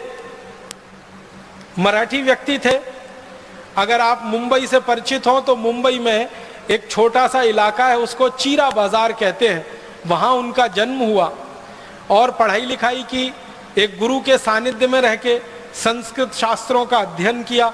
अध्ययन करते समय उनकी रुचि पैदा हो गई और हमारे देश में विमान शास्त्र के जो सबसे बड़े वैज्ञानिक माने जाते हैं वो महर्षि भरद्वाज है। महर्षि भरद्वाज ने विमान शास्त्र की सबसे पहली पुस्तक लिखी है। उस पुस्तक के आधार पर फिर सैकड़ों पुस्तकें लिखी गई विमान शास्त्र की। सबसे पहली पुस्तक महर्षि भरद्वाज की है विमान शास्त्र की। और भारत में वो जो पुस्तक उपलब्ध है, सबसे पुरानी पुस्तक वो 1500 साल पुरानी है। महर्षि भरद्वाज तो उसके भी बहुत साल पहले हुए। तो महर्षि भरद्वाज ने विमान शास्त्र पे सबसे ज्यादा शोध किया। ये जो शिवकर बापूजी तलपदे थे, इनके हाथ में महर्षि भरद्वाज की वो पुस्तक लग गई, विमान शास्त्र। उस पुस्तक को आद्योपांत उन्होंने पढ़ा। उस पुस्तक के बारे में उन्होंने कुछ रोचक बातें कही हैं। एक बात उन्होंने कही कि इस पुस्तक के 8 अध्यायों में विमान बनाने की तकनीकी का ही वर्णन है। 8 अध्याय। और वो कहते हैं कि 8 अध्याय में 100 खंड हैं जिनमें विमान बनाने की टेक्नोलॉजी का विस्तार से वर्णन है। फिर आगे कहते हैं कि महर्षि भरद्वाज ने अपनी पूरी पुस्तक में विमान बनाने के 500 सिद्धांत लिखे। आप इस बात को जरा फिर से सुनिएगा। एक सिद्धांत पर पूरा विमान बन जाता है, ध्यान दीजिएगा। एक सिद्धांत होता है, एक प्रिंसिपल होता है, उस पे इंजन बन जाता है और विमान बन जाता है। ऐसे 500 सिद्धांत लिखे हैं महर्षि भरद्वाज ने, माने 500 तरह के विमान बनाए जा सकते हैं हर एक सिद्धांत पर। और उस पुस्तक के बारे में तलपदे जी लिखते हैं कि ये 500 सिद्धांतों के 3000 श्लोक हैं। विमान शास्त्र में 3000 श्लोक हैं। और वो कहते हैं, आप जानते हैं ये जो टेक्नोलॉजी होती है, ये जो तकनीकी होती है, उसका एक प्रोसेस होता है, एक प्रक्रिया होती है, और हर एक तकनीकी की एक विशेष प्रक्रिया होती है। तो महर्षि भरद्वाज ने 32 प्रक्रियाओं का वर्णन किया है। 32 तरह से 500 किस्म के विमान बनाए जा सकते हैं। इस बात को जरा समझिएगा, मुझे देर में समझ में आई। 32 तरीके हैं 500 तरह के विमान बनाने के, माने एक विमान बनाने के 32 तरीके, 2 विमान बनाने के 32 तरीके, 500 विमान बनाने के 32 तरीके उस पुस्तक में है विमान शास्त्र। 3000 श्लोक है, 100 खंड है और 8 अध्याय है। कितना बड़ा ग्रंथ है ये। इस ग्रंथ को शिवकर बापूजी तलपदे ने पढ़ा अपने विद्यार्थी जीवन से, और पढ़ पढ़कर परीक्षण किए, और परीक्षण करते करते 1895 में वो सफल हो गए और उन्होंने पहला विमान बना लिया।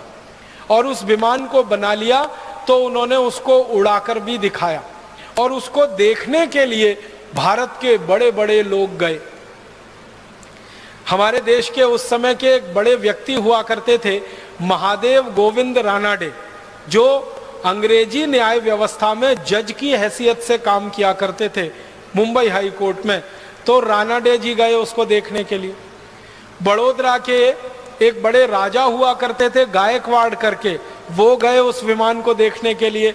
ऐसे 20 बड़े लोगों के सामने और हजारों लोगों की उपस्थिति में शिवकर बापूजी तलपदे ने अपना विमान उड़ाया। और हैरानी की बात यह थी कि उस विमान को उन्होंने उड़ाया, उसमें खुद नहीं बैठे, बिना चालक के उड़ा दिया उसको।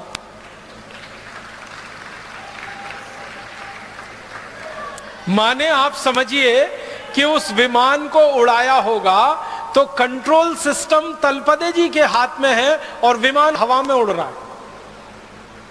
और यह बात 1895 में हो रही है, आज की दुनिया की बात नहीं हो रही।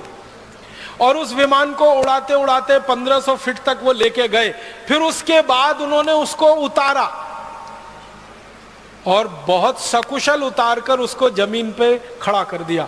माने वो विमान टूटा नहीं, उसमें आग लगी नहीं, उसके साथ कोई दुर्घटना हुई नहीं, उड़ा 1500 फीट तक गया, फिर नीचे कुशलता से उतरा और सारी भीड़ ने तलपदे जी को कंधों पर उठा लिया।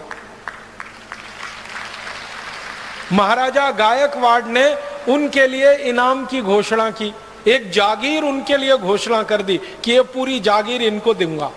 और गोविंद रानाडे जी जो थे वहां पर, उन्होंने घोषणाएं की, बड़े बड़े लोगों ने घोषणाएं की। तलपदे जी का ये कहना था कि मैं ऐसे कई विमान बना सकता हूं, मुझे पैसे की कुछ जरूरत है, आर्थिक रूप से मेरी अच्छी स्थिति नहीं है। तो लोगों ने इतना पैसा इकट्ठा करने की घोषणा की कि आगे तो उनको कोई जरूरत नहीं थी। लेकिन तभी उनके साथ एक धोखा हुआ। धोखा क्या हुआ? अंग्रेजों की एक कंपनी थी, उसका नाम था रैली ब्रदर्स करके। वो आई उनके पास, तलपदे जी के पास, और तलपदे जी को कहा कि ये जो विमान आपने बनाया है इसका ड्राइंग हमें दे दीजिए। तलपदे जी ने कहा कि उसका कारण बताइए। तो उन्होंने कहा कि हम आपकी मदद करना चाहते हैं, आपने ये जो आविष्कार किया है इसको सारी दुनिया के सामने लाना चाहते हैं, आपके पास पैसे की बहुत कमी है, हमारी कंपनी काफ़ी पैसा इस काम में लगा सकती है, लिहाजा हमारे साथ आप समझौता कर लीजिए और इस विमान की डिज़ाइन दे दीजिए। तलपदे जी भोले भाले सीधे साधे आदमी मान गए और कंपनी के साथ उन्होंने एक समझौता कर लिया। उस समझौते में रैली ब्रदर्स जो कंपनी थी, इसने क्या किया, पूरा विमान का मॉडल उनसे ले लिया और ड्राइंग ले ली, डिज़ाइन ले ली, और उसको लेकर ये कंपनी लंदन चली गई। और लंदन के बाद उस समझौते को वो कंपनी भूल गई और वही ड्राइंग और वही डिज़ाइन फिर अमेरिका पहुंच गई। फिर अमेरिका में राइट ब्रदर्स के हाथ में आ गई। फिर राइट ब्रदर्स ने वो विमान बना के अपने नाम से सारी दुनिया में रजिस्टर करा लिया। और तलपदे जी की गलती क्या थी, उनको चालाकी नहीं आती थी, ज्ञान तो बहुत था उनके पास। ये भारत वाली सबसे बड़ी जो समस्या मुझे समझ में आई है 12-15 साल में, कि हमको सब ज्ञान आता है, सब तकनीकी आती है, सब आता है, चालाकी नहीं आती। एक वो गाना है ना, सब कुछ सीखा हमने ना सीखी होशियारी, ये भारतवासियों पे फिट है बिल्कुल। और ये अंग्रेजों को और अमरीकियों को कुछ नहीं आता, सिर्फ चालाकी आती है। उनके पास ना ज्ञान है, ना उनके पास कोई आधार है, उनको एक ही चीज आती है, चालाकी। और चालाकी में वो नंबर 1 है। किसी का दुनिया में कुछ भी नया मिले, उसकी चालाकी करके अपने पास ले लो और अपने नाम से उसको प्रकाशित कर दो। ये हुआ। शिवकर बापूजी तलपदे ने 1895 में बनाया हुआ विमान सारी दुनिया के सामने अब ये घोषित करता है कि विमान सबसे पहले अमरीकी ब्रदर्स राइट ब्रदर्स ने बनाया, 1903 में बनाया, 17 दिसंबर को दिखा। उससे कई साल पहले, अगर आप साल ही जोड़ेंगे तो कम से कम 8 साल पहले भारत में विमान बन चुका था और सारे देश के सामने वो दिखाया जा चुका था। अब हमें इस बात के लिए लड़ाई करनी है अमरीकियों से और यूरोपियन लोगों से कि ये तो हमारे नाम ही दर्ज होना चाहिए।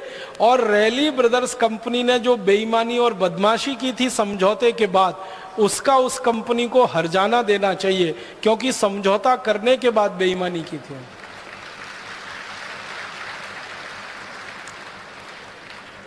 हम भारतवासी कुछ इसी तरह की चीजों में पीछे रह गए, वरना हम दुनिया में आज अगर थोड़ी चालाकी हमने सीखी होती, थोड़ी होशियारी हमको आ रही होती, तो ये विमान बनाने का श्रेय तलपदे जी के नाम ही रहता।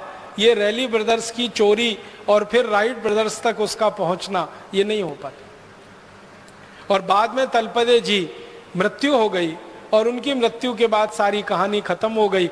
उनकी तो मृत्यु के बारे में भी शंका है, उनकी हत्या की गई और दर्ज कर दिया गया कि उनकी मृत्यु हो गई। और ऐसे व्यक्ति की हत्या करना बहुत स्वाभाविक है जिसके नाम दुनिया में इतना बड़ा आविष्कार होने की संभावना हो, बहुत स्वाभाविक है। तो अगर हम फिर से वो पुराने दस्तावेज ढूंढें, खोलें और फाइल को फिर से देखें तो पता चल जाएगा और दूध का दूध पानी का पानी सारा सच दुनिया के सामने आ जाए। हम चाहते हैं कि भारत स्वाभिमान इस काम को अपने हाथ में ले और तलपदे जी की हत्या की जांच हो फिर से, और उनके द्वारा किए गए आविष्कार को सारी दुनिया में मान्यता मिले कि राइट ब्रदर से 8 साल पहले किसी भारतवासी ने विमान बनाया और सारी दुनिया में उड़ाया उसको। और एक दो छोटी बातें बताता हूं हमने जो दुनिया को दी हैं। मैं थोड़ा खगोल शास्त्र के विषय में आपसे बात करना चाहता हूं। हम खगोल शास्त्र के बारे में कोई भी ज्ञान, जैसे सौर मंडल है, सूरज है, पृथ्वी है, सूर्य के बहुत सारे ग्रह हैं, ग्रहों के बहुत सारे उपग्रह हैं, इन सब के बारे में जो भी ज्ञान पाते हैं या हमने जो पढ़ा है बचपन से, तो 2 ही नाम हम जानते हैं, एक तो कोपरनिकस और दूसरा गैलीलियो। पृथ्वी है, सूर्य है, पृथ्वी और सूर्य के बीच में कोई दूरी है, पृथ्वी और सूर्य के बीच में कोई आकर्षण है, पृथ्वी और सूर्य के अलावा दूसरे ग्रहों के आपस के कोई आकर्षण है, ये सारा ज्ञान हम दो ही लोगों के नाम से पढ़ते हैं। आपको याद होगा, एक तो कॉपरनिकस, दूसरा गैलीलियो।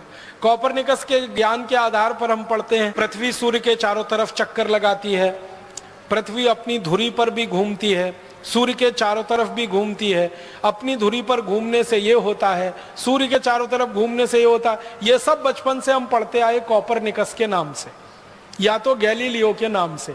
अभी पता चल रहा है वो ये कि कॉपरनिकस और गैलीलियो तो पैदा भी नहीं हुए थे, उसके हजारों साल पहले ये ज्ञान और ये सूत्र और ये सिद्धांत भारत के सामने प्रस्तुत किए थे एक महान व्यक्ति, उनका नाम था महर्षि आर्यभट्ट। उन्होंने सबसे पहले दुनिया को बताया कि ये सौर मंडल में सूरज स्थित है और स्थिर है, पृथ्वी जो है स्थिर नहीं है, वो घूम रही है सूरज के चारों तरफ और वो अपने अक्ष पर भी घूम रही है। ये सबसे पहले महर्षि आर्यभट्ट ने सारी दुनिया को बताया। उसके बाद उन्होंने जो सूत्र दिए, उन सूत्रों के आधार पर पृथ्वी और सूर्य के बीच की दूरी निकाली गई और आप हैरान हो जाएंगे, महर्षि आर्यभट्ट ने जो दूरी निकाल के दे दी, वो दूरी को आज तक दुनिया का कोई खगोल शास्त्री चुनौती नहीं दे पाया, आज तक नहीं दे पाया। जितनी दूरी उन्होंने बता दी, उतनी ही दूरी आज के वैज्ञानिक बताते हैं पृथ्वी और सूर्य के बीच की। और तीसरी महत्व की बात महर्षि आर्यभट्ट ने जो सारी दुनिया को बताई वो ये कि सूर्य जो है ये निरापद नहीं है, इसमें बहुत सारे काले धब्बे हैं और ये काले धब्बे की जो थ्योरी है, इसको स्टीफन हॉकिंग्स नाम के एक आधुनिक वैज्ञानिक ने अपने नाम से लिखवा लिया है और वर्ड पेटेंट ले लिया है, ब्लैक होल थ्योरी। आप में से कुछ लोग अगर थोड़ा फिजिक्स पढ़े होंगे तो आपने पढ़ा होगा ब्लैक होल थ्योरी। ये ब्लैक होल थ्योरी को सारी दुनिया मानती है, स्टीफन हॉकिंग्स की खोज है ब्लैक होल्स थ्योरी। लेकिन महर्षि आर्यभट्ट ने स्टीफन हॉकिंग्स के जन्म से हजारों साल पहले बता दिया कि सूरज निरापद नहीं है, इसमें ब्लैक होल्स हैं, काले विवर हैं, और वही उसके जीवन का कारण है। इसके बाद और एक महत्व की बात जो सारी दुनिया में महर्षि आर्यभट्ट ने बताई, जिसको दूसरे लोग अपने नाम से प्रकाशित करते रहे हैं, वो ये कि हमारा जो सूर्य है और सूर्य के साथ दूसरे ग्रहों की जो स्थिति है, तो सारे ग्रह सूर्य के प्रकाश से प्रकाशित हैं। दूसरे ग्रहों के पास अपना कोई प्रकाश नहीं है, सूर्य के प्रकाश से ही वो सब प्रकाशित हैं। वो चाहे शनि हो, चाहे बुध हो, चाहे शुक्र हो, चाहे चंद्रमा हो, चाहे मंगल हो, ये सब सूर्य के प्रकाश से प्रकाशित हैं। सारी दुनिया को सबसे पहले महर्षि आर्यभट्ट ने बताया है। और इससे भी गहरी बात मैं आपसे कहता हूं, महर्षि आर्यभट्ट ने पता नहीं कैसे हजारों साल पहले कोई दूरबीन बनाई होगी, तभी ये बता सकते, नहीं तो सवाल ही नहीं। महर्षि आर्यभट्ट ने बताया कि शनि के 5 उपग्रह हैं, पूरी दुनिया को पता चला। उसके बाद थोड़े दिन में उन्होंने अपनी कही हुई बात को संशोधित किया और कहा कि नहीं, शनि के 7 उपग्रह हैं, 5 नहीं है 7 है, और गिनकर बताए उन्होंने। और आपको मैं बताना चाहता हूं ये गर्व की बात कि महर्षि आर्यभट्ट ने हजारों साल पहले जो कह दिया कि शनि के 7 उपग्रह हैं, आज के वैज्ञानिक 8वां उपग्रह नहीं खोज पाए अभी तक शनि का, वो 7 पे ही अटके हुए, और शायद खोज भी नहीं पाएंगे क्योंकि 8वां उपग्रह है ही नहीं। होता तो वो खुद ही बता के चले गए। अब मैं आपके ध्यान को आकर्षित करना चाहता हूं कि शनि के 7 उपग्रह को खोज लेना कैसे संभव है। बिना दूरबीन के तो सवाल ही नहीं उठता, हो ही नहीं सकता। इसका माने बहुत साफ है कि महर्षि आर्यभट्ट ने दुनिया की सबसे पहली दूरबीन बनाई होगी और उससे देखकर यह बताया होगा, और सारी दुनिया में दूरबीन बनाना लोगों ने उसकी नकल करके सीखा होगा। महर्षि आर्यभट्ट ने एक पुस्तक लिखी है, बड़ी पुस्तक है, बृहद संहिता उसका नाम है, और एक दूसरी पुस्तक है आर्यभट्ट संहिता उसका नाम है। इन दोनों पुस्तकों में सैकड़ों नहीं हजारों हजारों सूत्र हैं सूरज के बारे में, चंद्रमा के बारे में और दूसरे ग्रहों के सूरज के अंतर संबंधों के बारे में। और आप जानते हैं सबसे पहले दुनिया में ग्रहण के बारे में, चंद्र ग्रहण होगा, सूर्य ग्रहण होगा, इस तिथि को होगा, इस दिनांक को होगा, इस साल में पड़ेगा, ये सारे के सारे ठीक ठीक गणनाएं सबसे पहले शुरू किया महर्षि आर्यभट्ट ने। महर्षि आर्यभट्ट की शुरू की गई गणनाएं चंद्र ग्रहण की, सूर्य ग्रहण की हजारों साल बिल्कुल सच साबित हुई और उसके आधार पर पंचांग विकसित हुआ। और आपको एक और गहरी बात बताना चाहता हूं महर्षि आर्यभट्ट के बारे में कि उन्होंने सूरज का, पृथ्वी का, दूसरे ग्रहों का जब अध्ययन किया बारीकी से, गहराई से, और उन्होंने देखा कि पृथ्वी अपनी धुरी पे भी घूम रही है और सूर्य के चारों तरफ भी घूम रही है, तो पृथ्वी की अपनी धुरी पर घूमने से दिन है और दिन रात हो रहे हैं, तो दिन कितने घंटे का हो रहा है, रात कितने घंटे की हो रही है। और बारीकी से करते करते उन्होंने 7 दिन निर्धारित कर दिए और वो 7 दिन है रविवार, सोमवार, मंगलवार, बुधवार, बृहस्पतिवार, शुक्रवार, शनिवार। ये जो 7 दिन महर्षि आर्यभट्ट ने हजारों साल पहले निश्चित कर दिए, सारी दुनिया अभी तक 8वां दिन नहीं खोज पाई। जो 7 उन्होंने हजारों साल पहले कह दिए, वही 7 दिन पूरी दुनिया इस्तेमाल कर रही है। और आपको हैरानी होनी चाहिए ये जानकर कि कोई क्रिश्चियन है तो, कोई मुसलमान है तो, कोई यहूदी है तो, कोई बौद्ध है तो, कोई पारसी है तो, कोई हिंदू है तो, या किसी भी संप्रदाय का है, वो इन्हीं 7 दिनों को मानता है। रविवार, सोमवार, मंगलवार, बुधवार, बृहस्पतिवार, शुक्रवार, शनिवार। बस अंतर इतना है कि उसको अपनी अपनी भाषा में उन्होंने भाषांतर कर लिया है। अंग्रेजों ने रविवार का संडे कर दिया,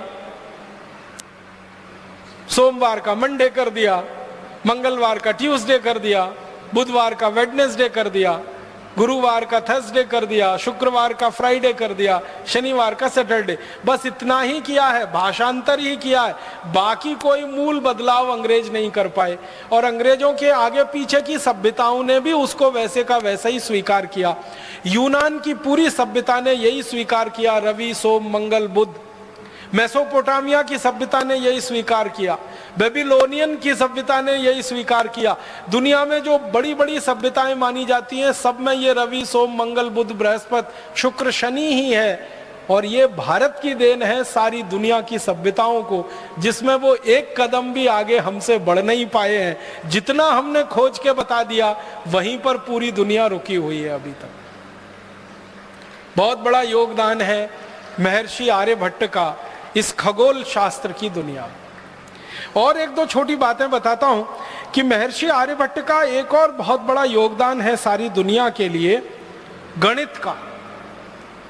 गणित के बारे में 2-3 रोचक तथ्य मैं आपको कहना चाहता हूं। गणित में जो त्रिकोणमिति होती है ना, आपने तो पढ़ा होगा बचपन में, हम लोग अंग्रेजी में उसको ट्रिग्नोमेट्री कहते हैं। ये जो त्रिकोणमिति है, ये जो ट्रिग्नोमेट्री है, ये महर्षि आर्यभट्ट की खोज है। उन्होंने सबसे पहले त्रिकोणमिति दिया है पूरी दुनिया को जानने, समझने और सीखने के लिए। और आप जानते हैं, इसी त्रिकोणमिति को आधार बनाकर दुनिया में सारा निर्माण कार्य चलता है। त्रिकोणमिति अगर आप जानते नहीं हैं तो आप किसी भी निर्माण कार्य में लग नहीं सकते। तो सारी दुनिया के निर्माण कार्य का आधार और पृष्ठभूमि महर्षि आर्यभट्ट की देन है। त्रिकोणमिति जो उन्होंने समझाई सारी दुनिया। गणित में त्रिकोणमिति का आविष्कार भारत में हुआ है। फिर इसी तरह एक महान महर्षि हुए भास्कराचार्य। उन्होंने गणित की सबसे पहली पुस्तक लिखी, लीलावती, जिसका नाम। लीलावती जो थी वो महर्षि भास्कराचार्य की बेटी थी। तो अपने बेटी के नाम पर, बेटी को जो सिखाते थे गणित में, वही सब उन्होंने लिखा पुस्तक में। और लीलावती के बारे में कहा जाता है कि वो इतनी कुशाग्र बुद्धि थी, इतना तीव्र बुद्धि वो बेटी थी कि पेड़ के पत्ते गिन सकती थी।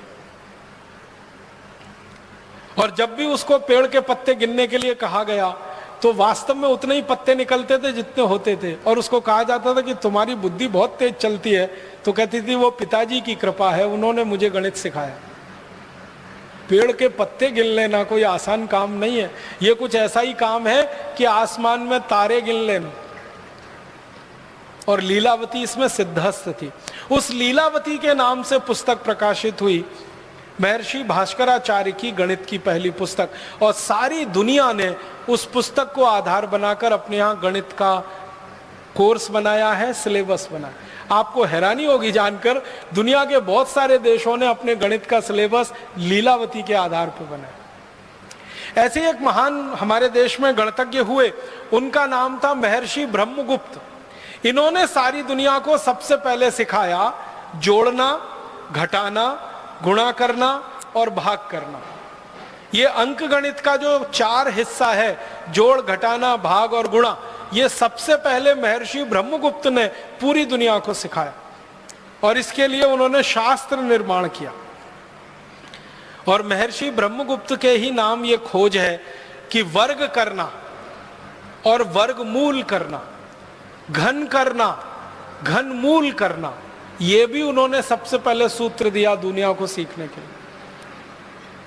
और जो बीज गणित हम पढ़ते हैं, जिसको हम आजकल एलजबरा कहने लगे हैं, ये एलजबरा पूरा का पूरा महर्षि ब्रह्मगुप्त की देन है।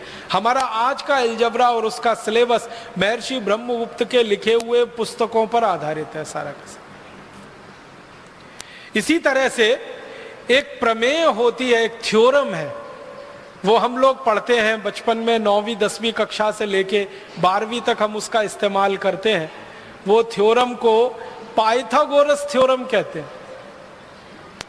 पाइथागोरस का जन्म हुआ ईसा से 8 शताब्दी पहले, और ईसा के 15वीं शताब्दी पहले के भारत के गुरुकुलों के रिकॉर्ड्स बताते हैं कि पाइथागोरस हमारे यहां था।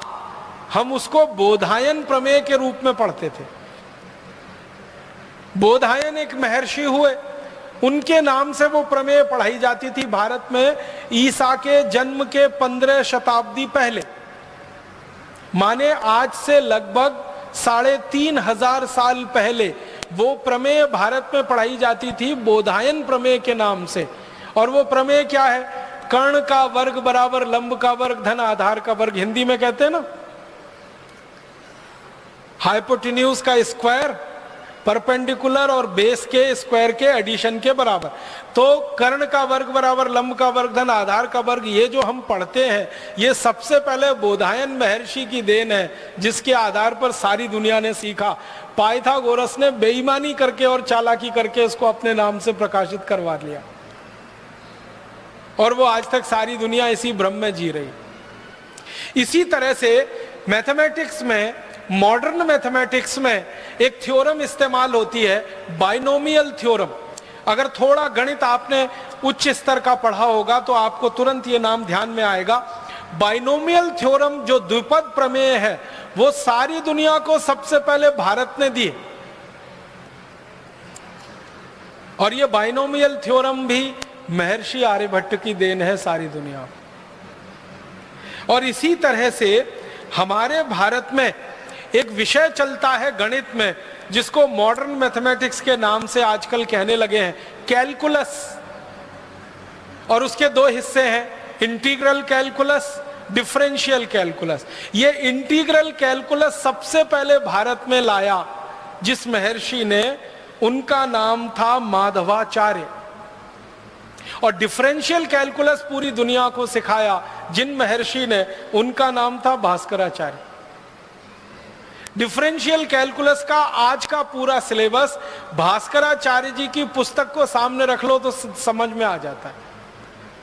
और माधवाचार्य जी की जो गणित की पुस्तक है, उसको पढ़कर डिफरेंशियल वो इंटीग्रल कैलकुलस पढ़ो, बिल्कुल साफ समझ में आ जाता है।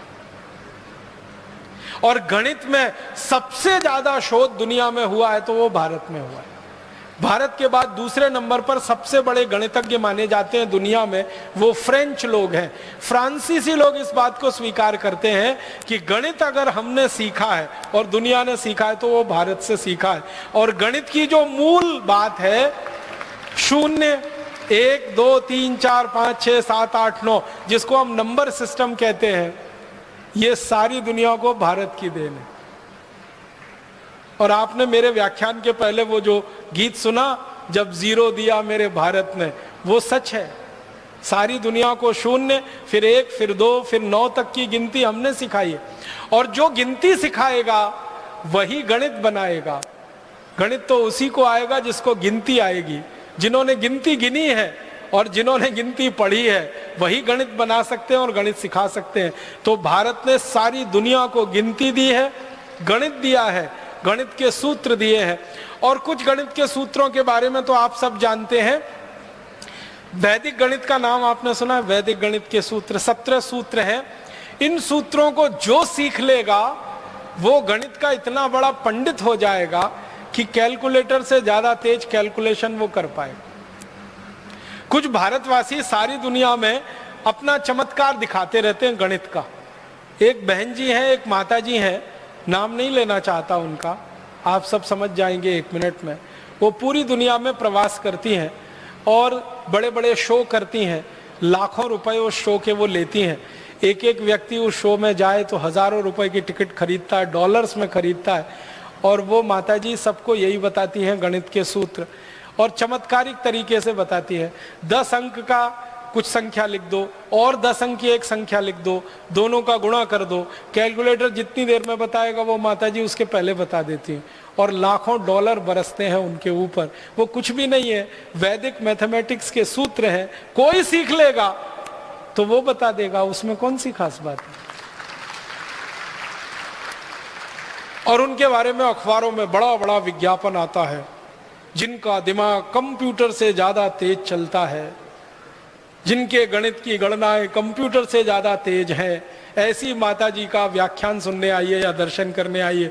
मैं सोचता हूं कि ऐसी तो सभी माताएं हो सकती है, सभी बहनें हो सकती हैं, सभी भाई हो सकते हैं। बस वैदिक गणित के वो 17 सूत्र सीखने की देर है।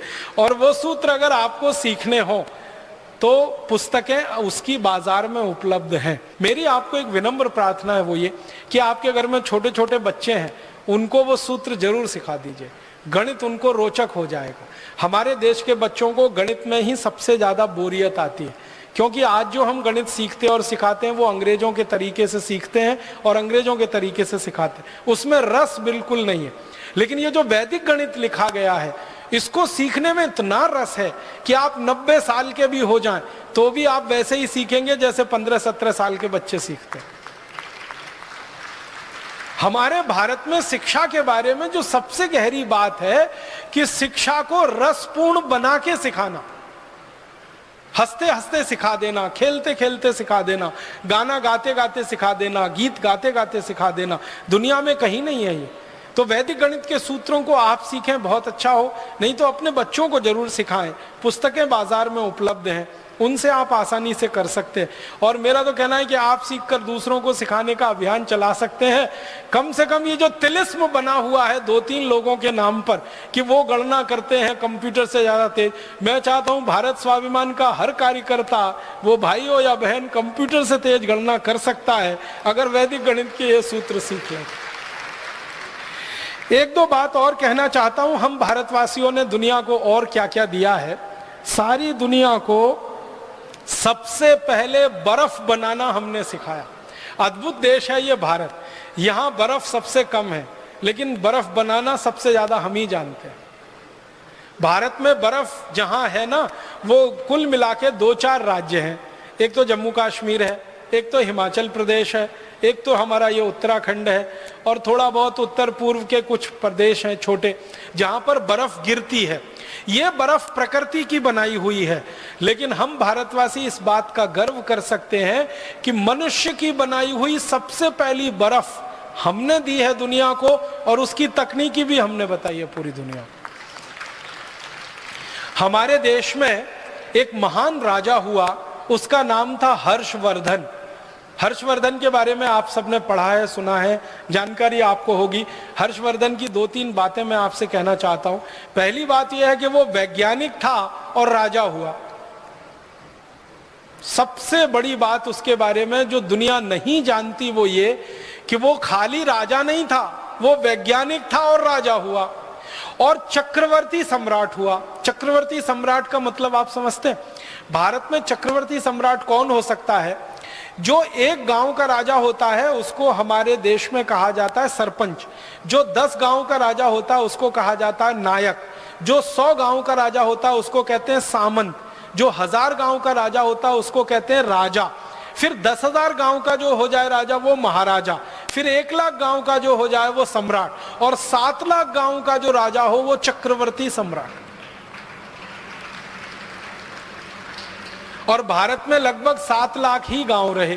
तो हर्षवर्धन चक्रवर्ती सम्राट था, माने पूरे भारत का राजा था।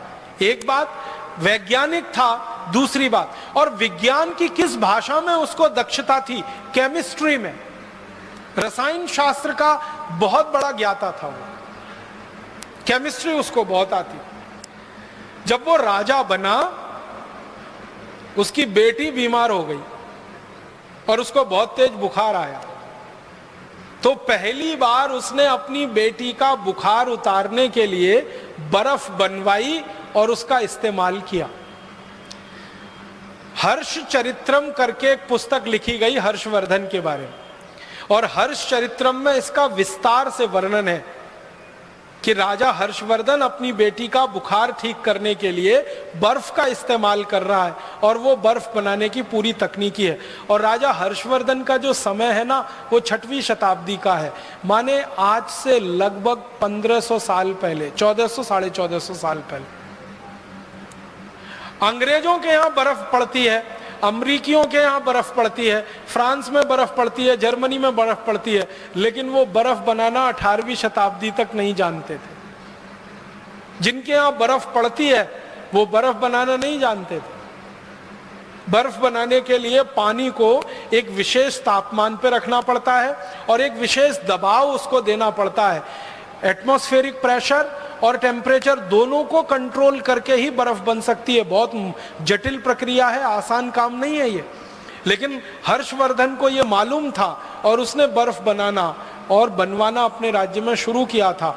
उस समय से भारत में बर्फ बनाने की परंपरा है। बर्फ हमारे यहाँ भगवान के द्वारा बहुत कम दी गई है, लेकिन बनाना हमको दुनिया में सबसे पहले आया। अब हमको ये स्थापित कराना अभी बाकी है कि सबसे पहले बर्फ भारत में बनी। अंग्रेज लोग बताते हैं कि उन्होंने सबसे पहले बर्फ 18वीं शताब्दी में बनाई। हमने उनसे 1000 साल पहले बर्फ बनाई थी। सारी दुनिया को ये बर्फ बनाने की टेक्नोलॉजी हमने दी है। कागज बनाना पूरी दुनिया को भारत ने सिखाया।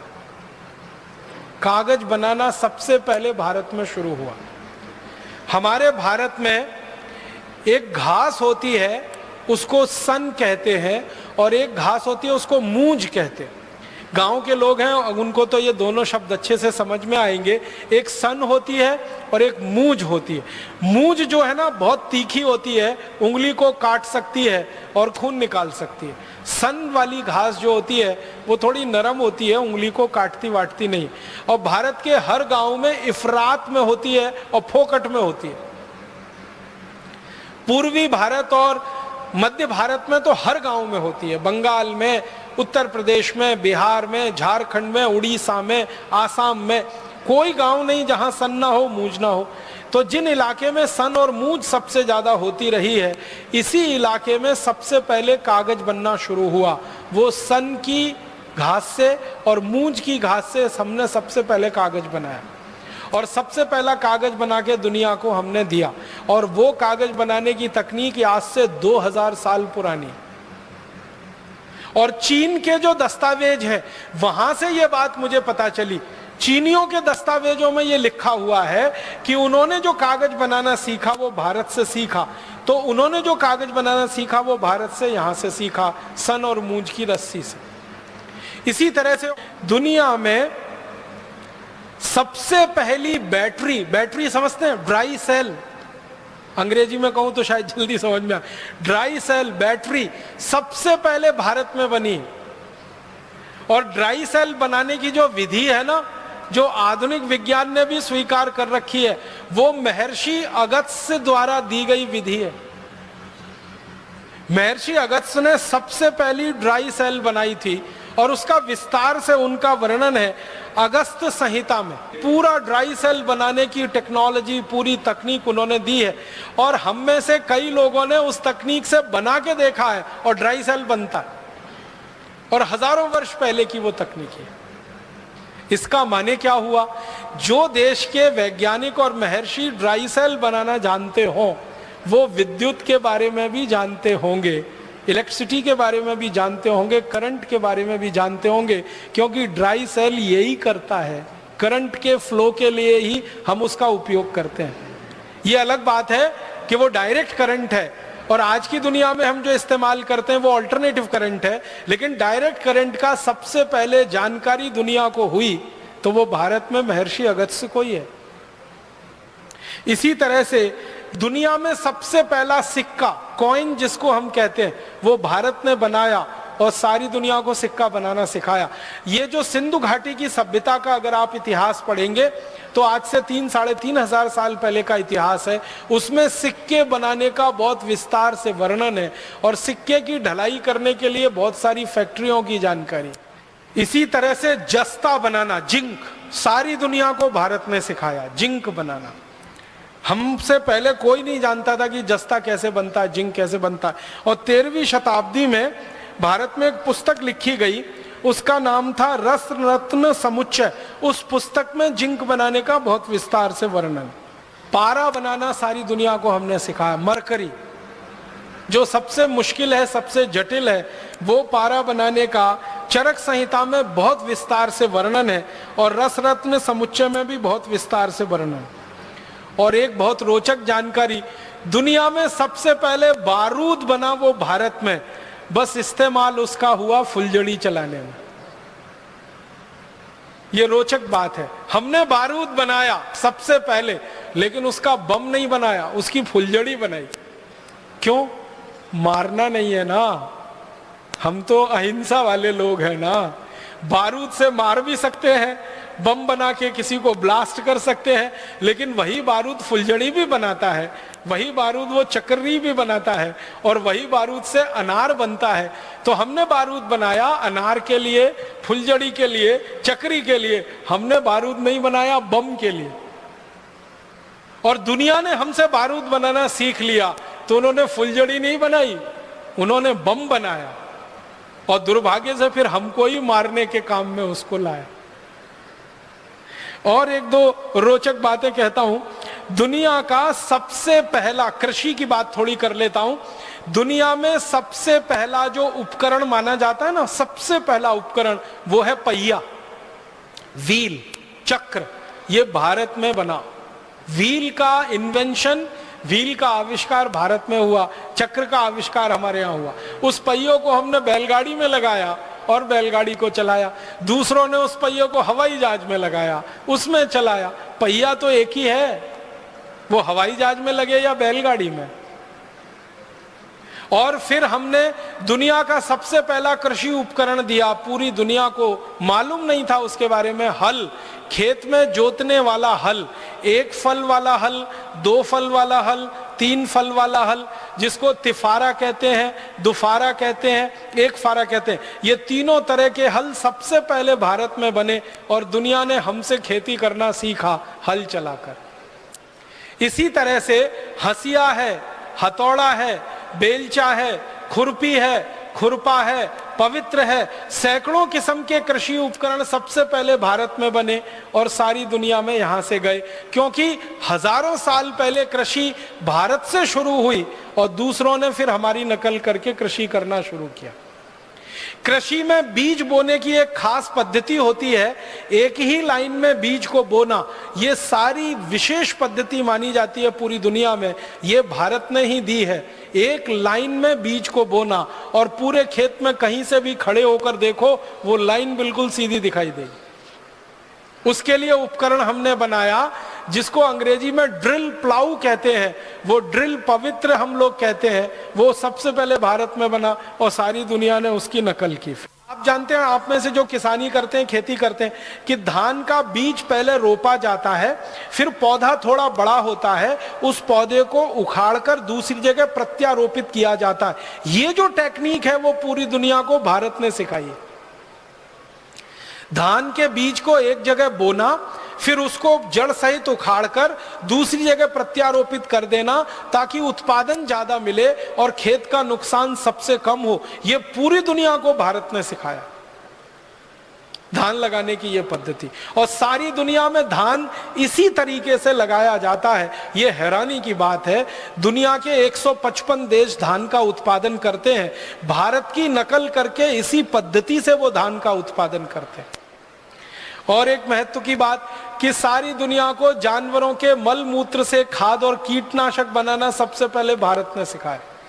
गाय के गोबर से, भैंस के गोबर से, बैल के गोबर से, गाय के मूत्र से, बैल के मूत्र से, भैंस के मूत्र से क्या क्या कीटनाशक बन सकते हैं, कौन कौन सी खाद बन सकती है, ये सारी दुनिया को भारत ने सिखाई।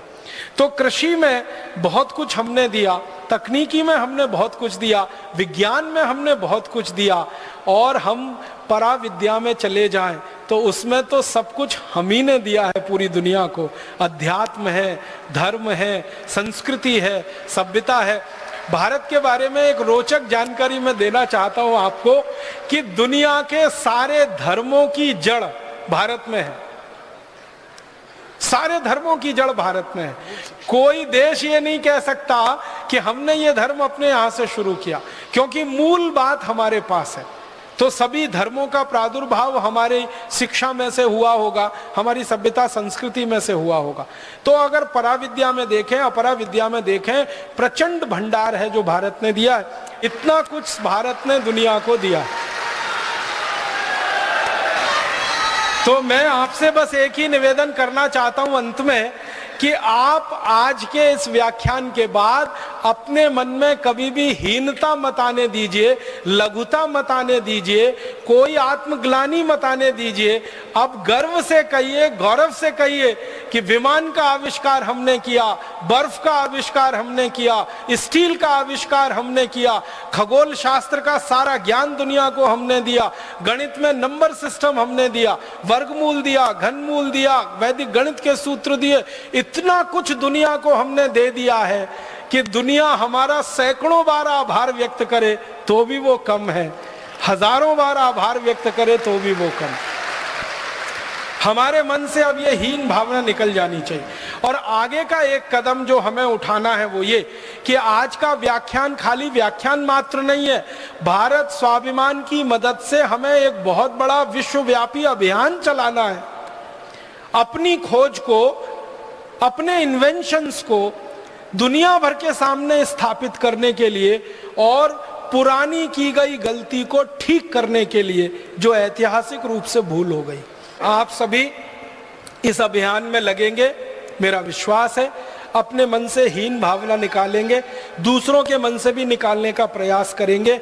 ईश्वर हमें जरूर मदद करेंगे। ऐसी शुभकामनाओं के साथ बहुत आभार, बहुत धन्यवाद।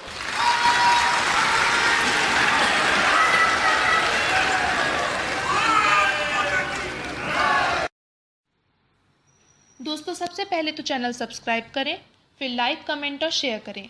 और हाँ, हमारा एंड्रॉयड ऐप डाउनलोड करना ना भूलें।